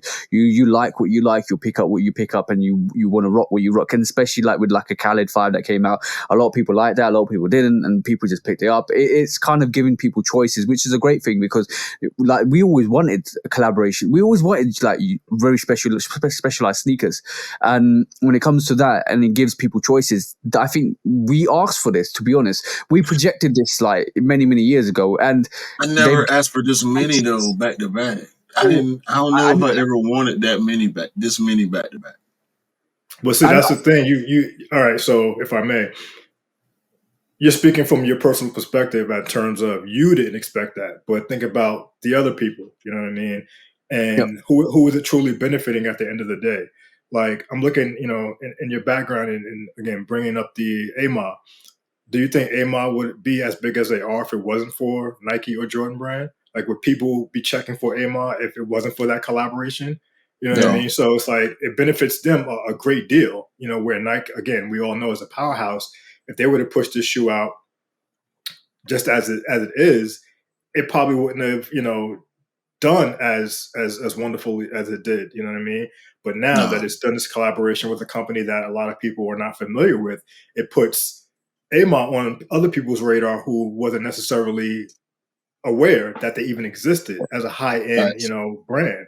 Yeah, so, and that's what we talked about last week as well. Like the fact that he puts a spotlight on the company itself, because all of a sudden you're like, it's like if all of a sudden one of us got or we got a Nike coming in and saying do something with us, right? Mm-hmm. It puts a spotlight straight directly on us, because it's the audience that Nike cartels to. It's like almost like millions and millions. So all of a sudden, you might be a brand that's in your 100,000. Like people rock with you, but you're not at the million stage or the billionaire stage. All of a sudden, if somebody comes over and says, "All right, cool, I'm going to give you a chance. Here you go," and all of a sudden, it just grows, and because you're working with the company.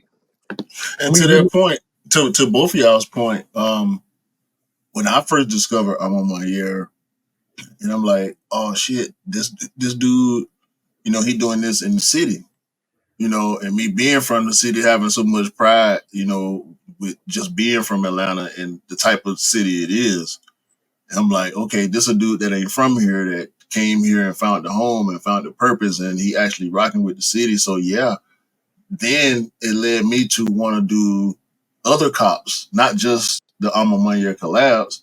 Anytime any sneaker is coming out that I want to get it from here. I want to get it from Social Status. I want to get it from APB just to support the brand. You know what I'm saying? Yeah. And hopefully that's what the collaboration does. But as far as we're concerned, or as far as I'm concerned, I think for all of us, depending on, what we like or not, if it don't land, then what? But it lands for somebody. When Nina Chanel dropped those twos, and they didn't hit as hard as I feel like they should have with the community, then what does that do for her? You know what I'm saying? For us, like, does that make us want to avoid her, or no? Is the visibility enough? I think it's a circumstantial to the silhouette, the colorway, and the design. So we can say the same. It was at the beginning of the two wave. Her collab was meant to help spark the two wave. Mm-hmm. Yeah. Balvin 2s is a prime example. Balvin 2 came out. That was a bad execution on that sneaker. No. I'm just saying Balvin 2 came out. In my opinion. Yeah. But Balvin 2 came out. It kind of was overly priced, overly designed, sat on sale, and then literally did what it did. But it didn't stop Balvin getting another collaboration with the Balvin 3. I think that in respect of like the two silhouettes disrespected. Like I personally think it's disrespected with a lot of people because they don't gravitate to twos anyway. So from that narrative alone, I think it's just because it was a two. I think those were hard anyway. Like the design on those sneakers were hard. I think they were based for. No, I didn't buy them because I'm not a two guy. But they will land with other people. That's what I'm saying. From my perspective, the footscape is not my style, but it will land with other people. The waffle isn't our style, but look how well the waffle did. The Jean Paul Gaultier waffle did. Like that. If it's not for us, it's not meant for us, but it will land somewhere else, bro. It always does. Yeah. It always does. Yeah. I mean, that's the purpose of them doing the collaboration, because they know that it's going to gravitate to those individuals who are checking for it. It's not going to be for everybody. Exactly. I mean, you want it to be for everybody because, again, that just exceeds your expectations. But to be realistic, it's not going to land everywhere.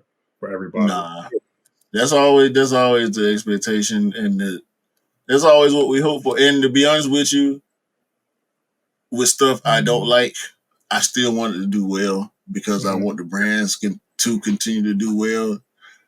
But I do fit, and this ain't even just a collab conversation for me; it's an everything conversation.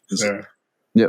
The market is so saturated. I won't say over, because this is similar to what we've seen in years past. Like this ain't the first time we done seen sneakers sit. It's a shock to a lot of people coming off the pandemic because we got used to the new norm. We got used to every single GR for the most part that was any good selling out in minutes. It's sneakerization, because basically what it is normalizing sneakers. It's normalizing the market before COVID happened. This is always going to happen. But reps got normalized during the pandemic. Let's not even mention that. Let's not mention that. It's a fact, though. I mean, I don't want to give the impression that I feel like it's cool, because I don't feel like it's cool because of the shaming that come from that community with us. You know, if that's what you do, fine. You can't shame me because I don't do the same thing. And that's what I find with people that are of that community like to attack us because we spend retail on the quote unquote, real deal. Yeah, but they're not real sneakerheads. They're not real sneakerheads, because if you're a real sneakerhead, you value the authenticity of your sneaker. You're not a real sneakerhead if you go out there and you buy a UA pair and you criticize somebody that actually gets a legit pair. That's where I'll draw the line. You can buy what you buy because you love it and you can rock it. That's fine. You can call it what you want. That's fine. You're still a sneakerhead. But as soon as you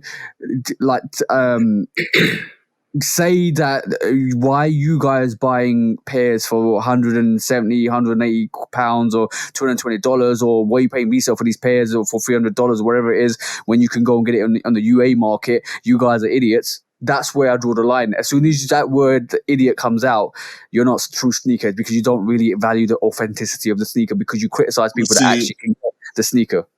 But see, here you go.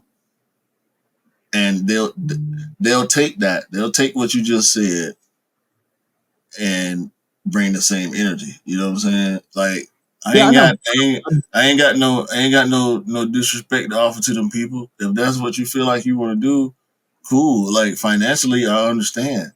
But when it comes to what I'm paying for, I want to get what I'm paying for. You know what I'm saying? I do get what I'm paying for. I felt the fake air bubbles before. I don't want to walk on that, bro. I done felt the too thin insoles and the materials that won't hold up. I'm not walking in that, bro. And that's the difference. You know what I'm saying? If you want to, cool, do whatever you do. Do whatever you do, bro. Y'all can't attack us for making decisions for our lives, okay? I don't even know y'all because I don't rock with y'all. You know what I'm saying? I don't want to know none of y'all. When I find out is what you doing in your sneakerdom, because it is your sneakerdom.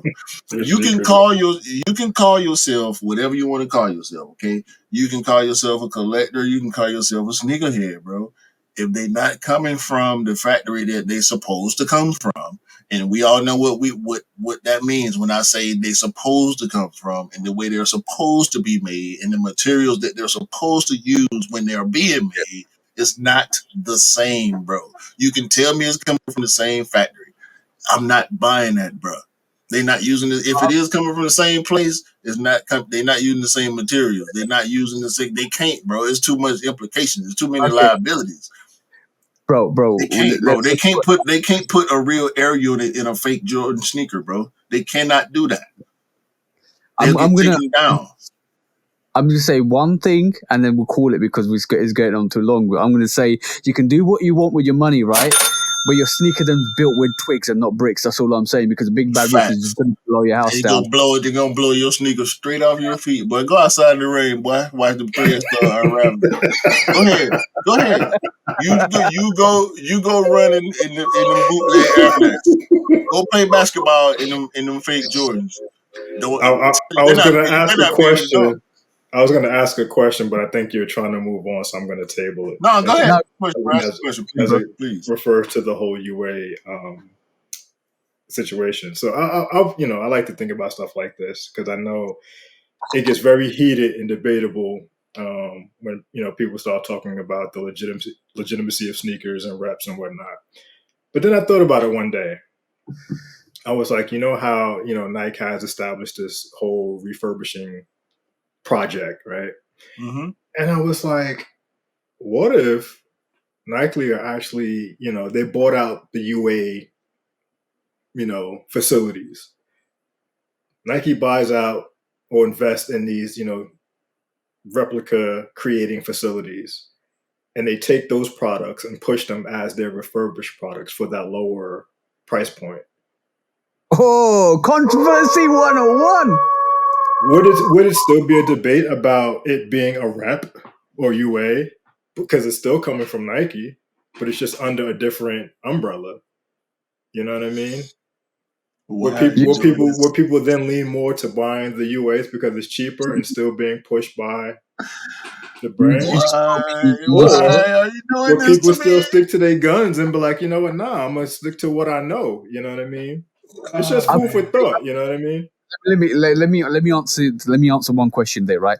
I think it all depends on the construction and the actual execution. So basically, if it comes with, like Q saying, if it comes with a fake air bubble, if it's not legitimately the same pattern, it's a same construction, same compatibility, then they can't accept it. I don't think Nike would ever accept a fake air bubble or a fake paneling on a sneaker. But what I did notice, I'm going to say this, on the Fair Freeze, you do get peaks. You do, like, on some of these sneakers, you are getting more peaks on sneakers. So that what you just said is probably a more correct statement to the general releases, where they had issues with kind of manufacturing, and they've actually kind of recruited some of the lesser workshops into their stream to actually make for the peers to actually construct, and they've legitimized some of these companies, which is fine, because basically you're under Nike. We're looking after you. You're gonna actually look after our manufacturing line.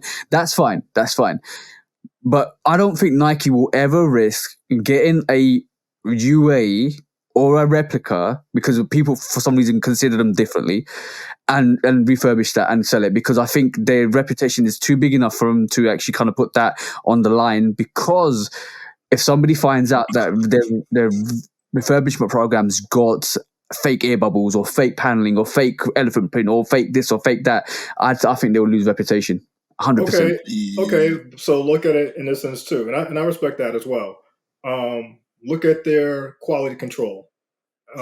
We know I think that's a.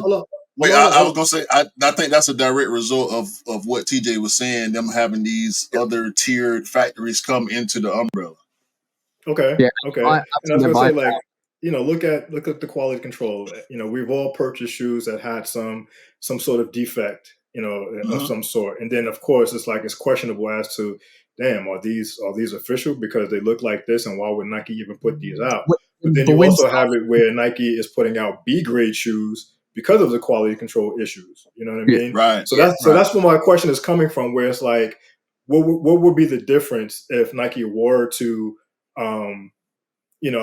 pull in these UA, these replica distributed centers under their umbrella, maybe make some modification to the shoes where they're providing better quality, but it's at a lower price point, so that it is, affordable for those who are not wanting to pay. I think that's a stretch. Whatever the retail price may be. I think you're asking a lot of Nike to do something like that. I do believe I can get. No. Let's clear it up. I'm not asking them to do that. I'm just posing the question. No. That's what I'm saying. I'm just responding to the question. Like, yeah, I do subscribe to the notion that Nike would try to flip some of these factories to keep up with the production demand, but agreeing with TJ, I don't think they would ever want to compromise the standard. You know what I'm saying? Like, even with getting defective shoes and being able to buy B grades at the outlets and the Nike, I do believe in the Nike refurbished program. It is a real thing. You know what I'm saying? I think the detractors are just clout chasing. Right. Really. I also think it's too much work. I think not for Nike to do that and to try and track these companies down and trying to kind of legitimize them. Nah, I believe that. They know where they at. Mm-hmm. No. I'm talking about getting the pairs in, checking them. It's too much labor, too much time. I don't think Nike's got that. Money. More money too. Yeah, exactly. And if the factory doing too much, or like the factories where the bad reps come from, they wouldn't. I don't think they would do nothing with them. The ones that's doing the top notch reps that the real rep YouTubers and Instagrammers, the ones that they post and advertise, the ones that jump in your DMs and you go to the page and you look at like, damn, they look pretty good. Yeah. But as where my sneakerhead kick in is, no, bro, all my peoples are sneakerheads. They gonna see it. Oh. Even if I don't see it, they'll get something that I don't see, and I got it sitting in my room. You know what I'm saying? Especially if it's a pair I ain't got or a pair that I don't have access to. Nah, bro, I'm not taking the chance. It's a good question. It's just that serious for us, and it might sound crazy to the people that buy reps or the people that aren't as big of sneakerheads as we are. You know what I'm saying? Because some people, they only buying 3 or 4 pairs a year. You know what I'm saying? And they'll still listen to the pod and they'll still, interact and be engaged in the culture, but they not buying, 10, 12, 13, 15 pairs a year. Right. You know, everybody got their own level, and whatever level you on, I respect it, bro. Don't come at me for where I'm at. You can't, dog. You can't. I think it's a good question. I think I like the way you've actually put that, because basically you thought into my mindset. This is what the stuff I always think about. But it's a good question to have. But I think it's too much on the line for Nike. Look, imagine if Nike came out, Nike got found out. We can't take them seriously. Yeah, and I think its reputation holds and precedes everything at this moment in time, especially for the brands. Can you imagine if Bjorn said what he said, and then the Nike chairman said what he said, and all of a sudden we found out like 50% or 25% of Nike sneakers are all UAs. That's a situation. Yeah, that's a situation where if you can question anything, you have to question everything. Everything. Yeah. Exactly. That would be a hard hitting for everyone to kind of exactly. I wouldn't be able to take it. My heart wouldn't be able to take it. I'm telling you. Yeah. And then we have to look at the different situations, like we always question other other sneakerheads that actually pick up fake pairs and review fake pairs, and like, okay, cool, now we have to question all of your things. But then the other question comes into effect is, well, if Nike said this is authentic, then this has got a Nike stamp, then it is real. All of that gets thrown into the bag. So all of that gets thrown into the bag. Then you subgrade material, subgrade sneakers. Then you're talking about AJKOs, like, they're not. They were supposed to be the knockoff Jordan 1. See what I'm saying? So all of that comes into the equation. So all of that, like, you're going too far. You're going too far. We're going too far. The AJKO is an official Nike product. You're going too far. Stop. Yeah, of course it is not. And I'm not saying it's a knockoff Jordan 1, but what I'm saying it was a sneaker for the people that couldn't afford a Jordan 1. See what I'm saying? Yeah, it's a legit UA. Yeah, exactly. It's a legit UA. Let's do one more quick strike, man. Right, let's just do you want to talk about? Do you want to band them all together quickly? The SALEHE Bembury and the actual JOE FRESHGOODS. Yeah, I just want to say shout out to SALEHE. I think he listens to the culture, and he got tired of hearing people say Crocs aren't sneakers, so he went and made a Crocs sneaker. Well, that's dope. I'm not buying this, but I think people are buying this. What say y'all? That's dope. Like, the colorway on that is absolutely fire, if I'm honest. Yeah. I'm not going to respond on this because I don't want y'all to lose viewers.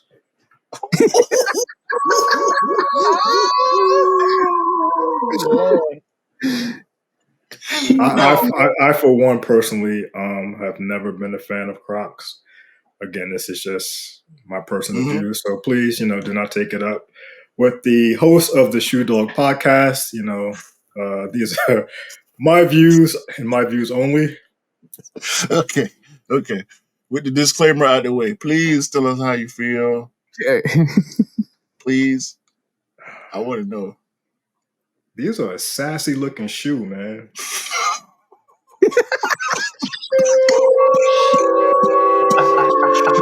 I don't get it. I don't. Again, I mean, we spoke about this earlier, in the show. It's not for everybody, and I get that, but I don't know, man. Crocs? Crocs sneakers. Crocs? Hey, shout out to Salehe, man. We can talk about the next Crocs.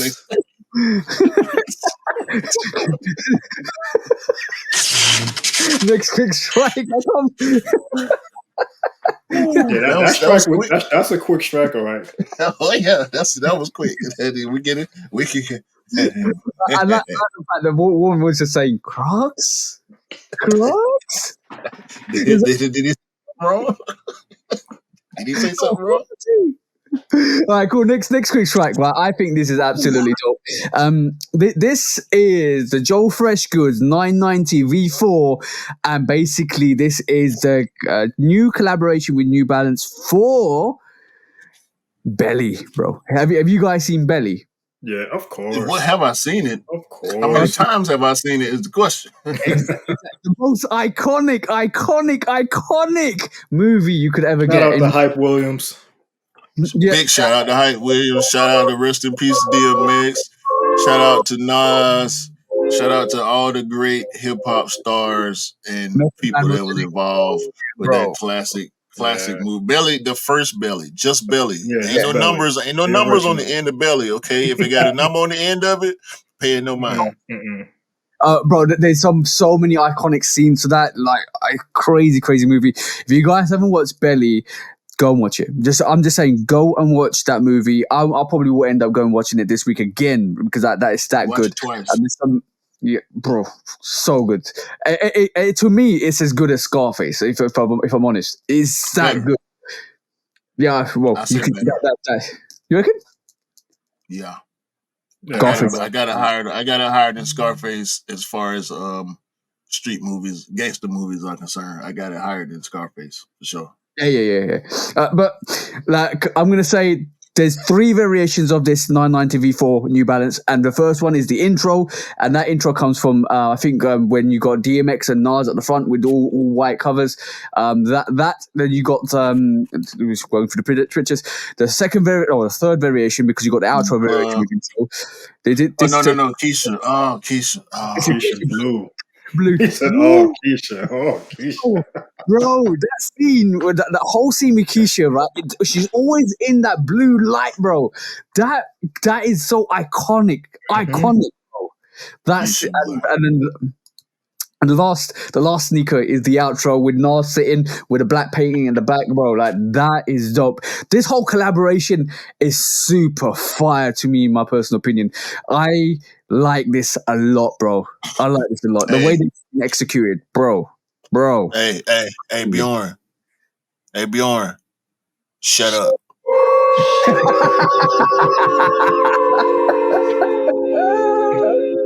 Oh, damn. Q's is on one today, man. Bjorn need to shut up, bro. He talking about us. What he gonna do with this? This is probably, you can't get better than a movie collaboration than this sneaker. You can't. What does Bjorn have for this? That's what I want to know. What does Bjorn have for this? It's still 2023. So when is this coming out this year, right? Or did they already drop? 16th of December, bro. Yeah, so it's still 2023, bro. Them Sambas gonna be looking real lonely. And listen, shout out to the Samba silhouette, okay? They caught a little fire with the Samba because the casual culture is popping, and that's partly thanks to New Balance too, and partly thanks to the Vomero, and partly thanks to Asics. So Bjorn, come on, Bjorn, what you gonna do with this, bro? Belly wouldn't even, the people that's responsible for the rights of this movie probably wouldn't even have a conversation with you, dog. Because you ain't Joe. Ain't nobody over there. You got Joe.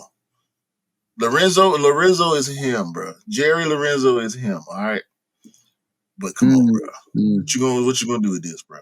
You can't do nothing with this, bro. These are bangers. If you love New Balance and if you love the movie, you are definitely getting this in your rotation. Such Bro, good silhouette. These put the Asics X-Men pack in question for me. That's a statement. Yeah, I had that X-Men pack up on my general top 10 list. I had it up close to the top 5. These knocked them down a couple spots. But yeah, that to me is a very, very, very good collaboration. The way they executed that, when I saw that, and I saw an Instagram post with the sneaker and the poster, the sneaker and the poster, the sneaker and the poster, and it just made sense. You know what? The only other thing you can do with this is release it as a pack with the movie.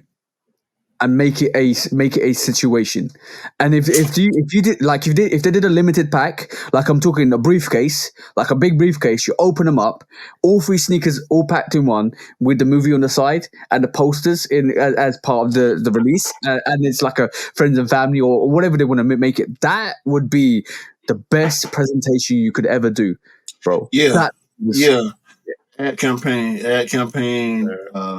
hype trail, yeah. Some nice They merch. They could definitely, make sure hype record giving a pair to hype, record giving pair to Nas, report. What's my guy from Menace to Society? Taryn, is it Taryn? Taryn, yeah. Just to the people that's still around, that had parts in it. Yeah, man, do that. Just as to commemorate the movie. It ain't even about the sneaker. Exactly that. It ain't even about the sneaker. Bro, it's every week. It's every week we're coming out with these ideas, bro. We're helping the brands every week. They don't listen to us, man. It's okay. But yeah, enjoy that when it comes out, guys, because that to me is dope. The whole That's release, hard, bro. So much with that, and I think New Balance has had I think they had a semi-quiet year, but they've been doing their bits, I think, in the background.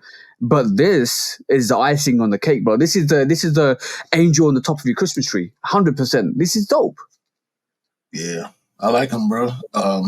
They have been kind of quiet as far as making a lot of noise, but I like these, bro. And I do like what Kif did with New Balance this year.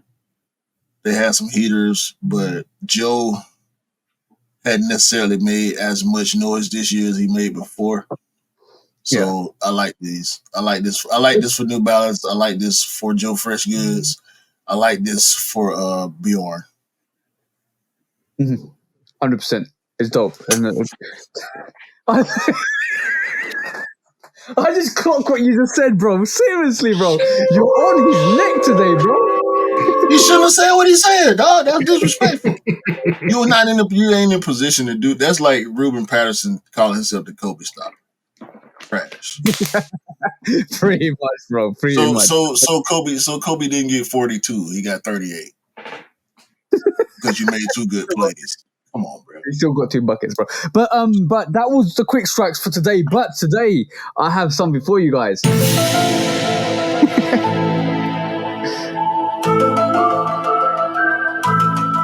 So this is normally the music to Mythbusters, but I've got something for you. It's sneaker riddle time. I've got 2 riddles for you guys, right? Sneaker riddle time, right? You have to guess the sneaker riddle, right? So what do I win? You win a round of applause, bro. You win a round of applause. So sneaker me this, sneaker me that. What's 3 white and blue but can't be called true? French. What's 3?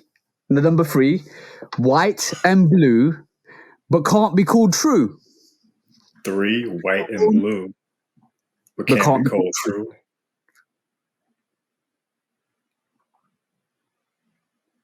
Do you want me to tell you? An Adidas box?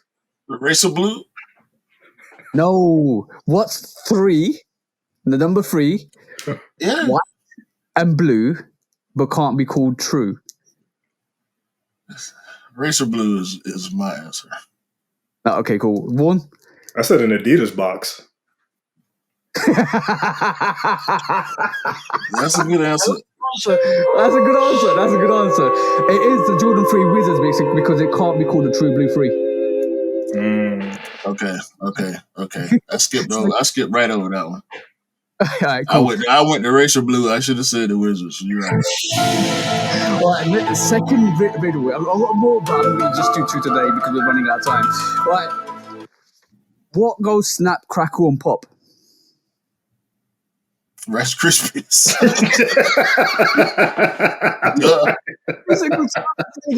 Every single time I've said this to somebody, right?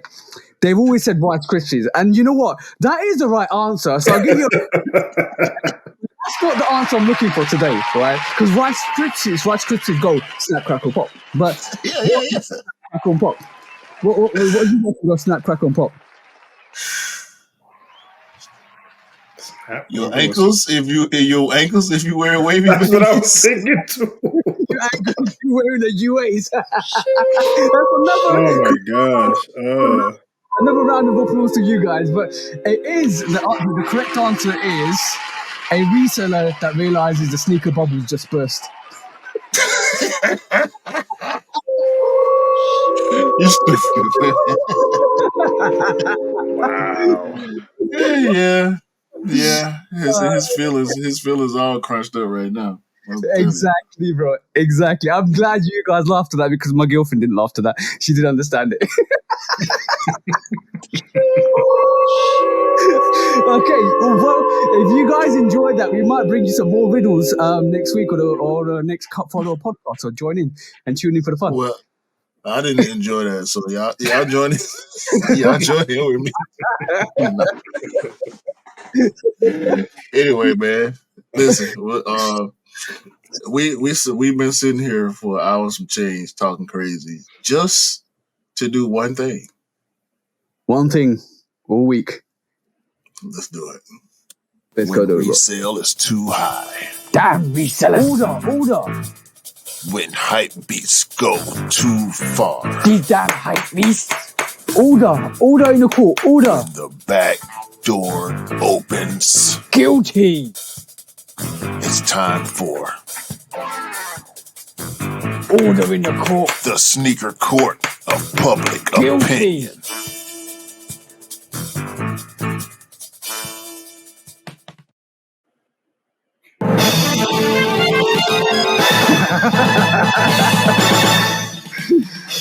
Guilty. Welcome back to Sneaker Court of Public Opinion with me, Judge Public Opinion and Execute. Bro. And Vaughn's laughing because you know what? I love everybody's reaction when we actually do this because the first reactions is just jokes because they start laughing. It's okay. It's okay. I'm just afraid of how this is gonna go. What we got on the docket, man, today? Well, we got whatever Vaughan wants to bring. Is there a court case you have on today, bro? That you want to bring to the court of Sneaker Public Opinion? Oh man. Nah.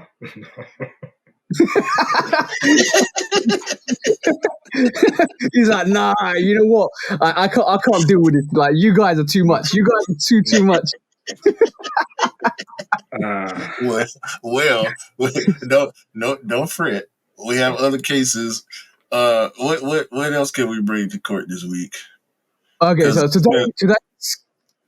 today's court is going to be for this Colorado businessman who actually used the Jumpman logo and basically called it Ski Man instead of Jumpman. As you can see, guys, you just put skis. What do you call those? What do you call those skis with? What you hold with your skis? I don't know what they're called. This is a pole, skiing pole or whatever. Ski pole, yeah. He's got ski poles in the hands and skis on the feet. He's using the Jumpman logo and just putting little bits and pieces to make it look different. And his name is basically, I love his last name. He's a Colorado business owner, and I love his last name because his last name spells Fucik. So what the Fucik is going on here, guys? Because this is absolutely crazy. This is ridiculous. And guys, Stephen Fucik, you deserve this cease and desist. You deserve this trademark infringement. You tried to create a winterized business company for clothing out the back of using the Jumpman. This is not Michael Jordan. This is Michael Skeeman, whatever you want to call it, because this is absolutely crazy, guys. This is a proper ripoff. Like, you know, I'm gonna take this Band-Aid and not rip it off, but keep putting more and more on it and make it look different, because it's still Band-Aid, bro. This is what it is, guys. This is crazy to me. You are going to get, bro. And the full judgment of that is coming upon you. Bro, just say what you want to say, bro. No, bro, we got to throw the book at this shoe dog book at this fool right here, bro. This is not the jump man, like TJ said. This is the ski man. This is not Michael Jordan. This is Michael Bjorn right here. Okay, nobody need to be buying new products with Michael Bjorn on it. Okay, let me find out y'all out here wearing the ski masks. Oh man, let me find out. You know, this came across my feed and I was laughing. I was in stitches. I was like, bro, how are you going to get away with this? The silhouette's the same. What were you thinking? You didn't even change the dynamics of the actual silhouette. You just added features. You took away the basketball and put skis on. Like, you know what? Stephen Fucik. I'm not going to say the name because obviously it means you just Fucik yourself. But what I'm going to say is, you just give the Jordan brand a perfect logo for them to use. They're going to take your logo and put it on their ski wear just to actually show you that they can take what they want from you guys. I think you already coined it earlier when you said this is the winterized logo with them, you know, coming out with the winterized kicks. Oh, this is hilarious. That's the one. This is the funniest thing to happen this week, guys. I know not a fake. This is the funniest thing to happen. But yes, judgment is made.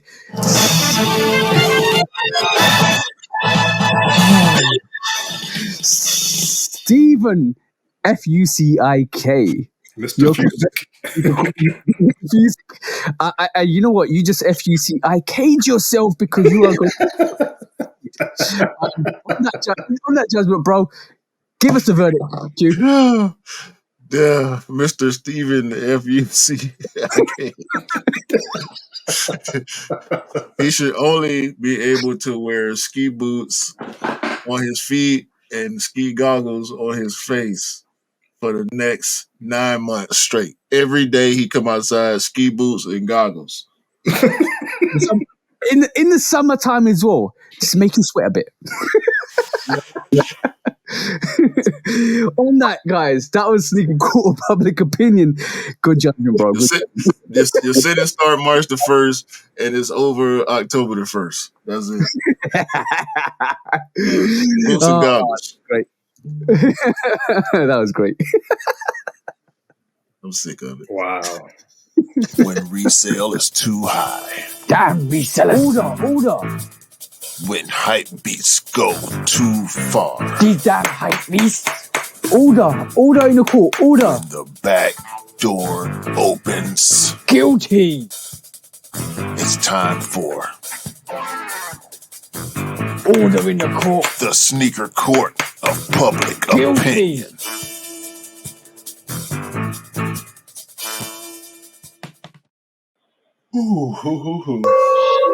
Oh man, that was too funny. That was too funny. I'm just gonna move this off screen. You know what? Just for the giggles of it, I'm gonna kind of transverse that logo. Just put the basketball and put like a little jump man, so it looks like miniature jump man. I'm gonna call it mini jump instead. Come on, bro. Mini jump. When you jump. We've done enough. I'm not in Nike's a jump man's league, so I'm going to call it mini man instead. Mini jump. Boy, I'm gonna have some fun. I'm That, gonna have some fun with that one, boy. Lord yeah, have that mercy. was crazy. That was crazy. Yo, That was crazy.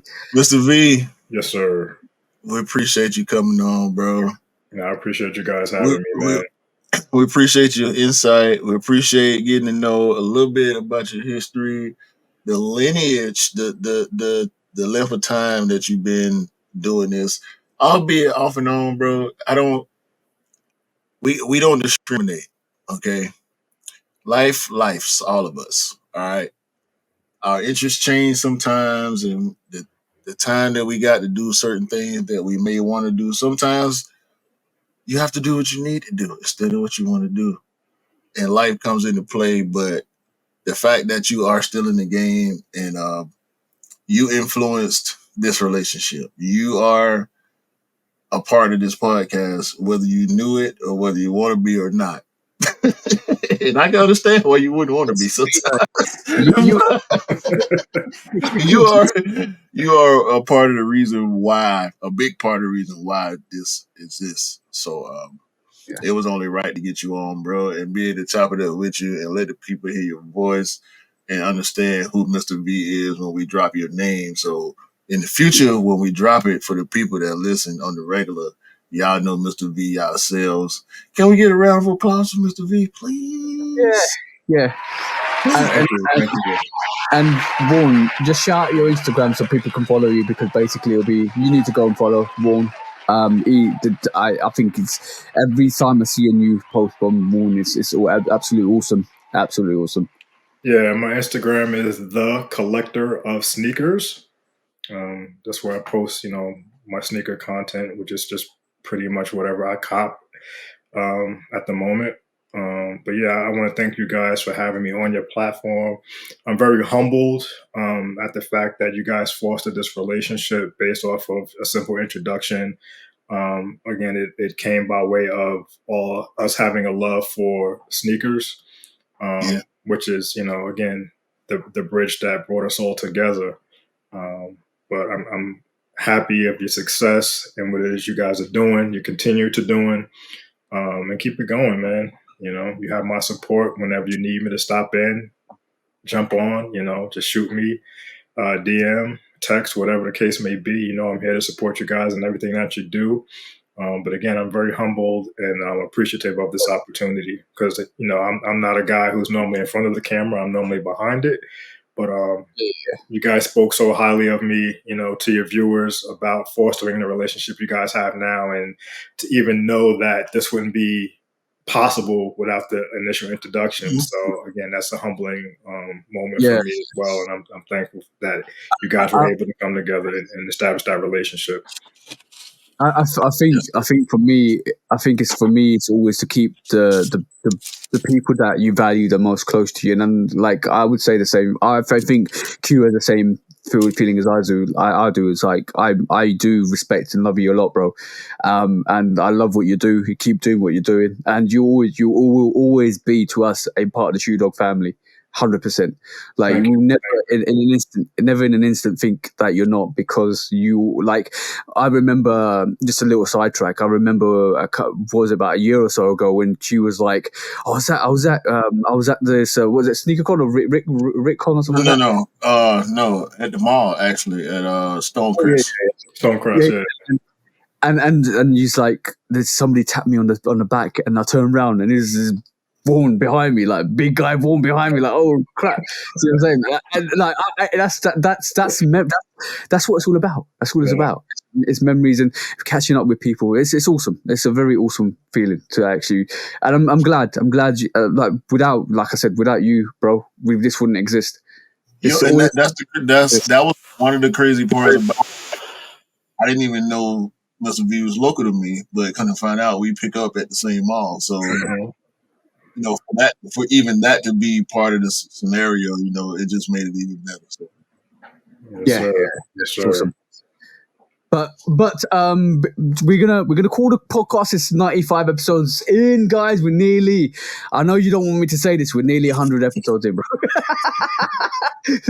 That's a long time we've been recording. We're still as crazy as before. We're probably more fine tuned than we were before, but I'm still loving it. Yeah, I'm always, bro. Always. Like, y'all know we get. If when we don't love it, you won't see it. Please believe that. Please believe it. Yo, episode 95, Shootout Podcast, man, for Mr. V, for my partner TJ. We appreciate all y'all listening, all y'all watching, all y'all supporting. Hit all the buttons on the screen that you can hit, except the thumbs down. Don't hit that one. That's a bad button. Hit all the good buttons that you're supposed to hit. You know what I'm talking about?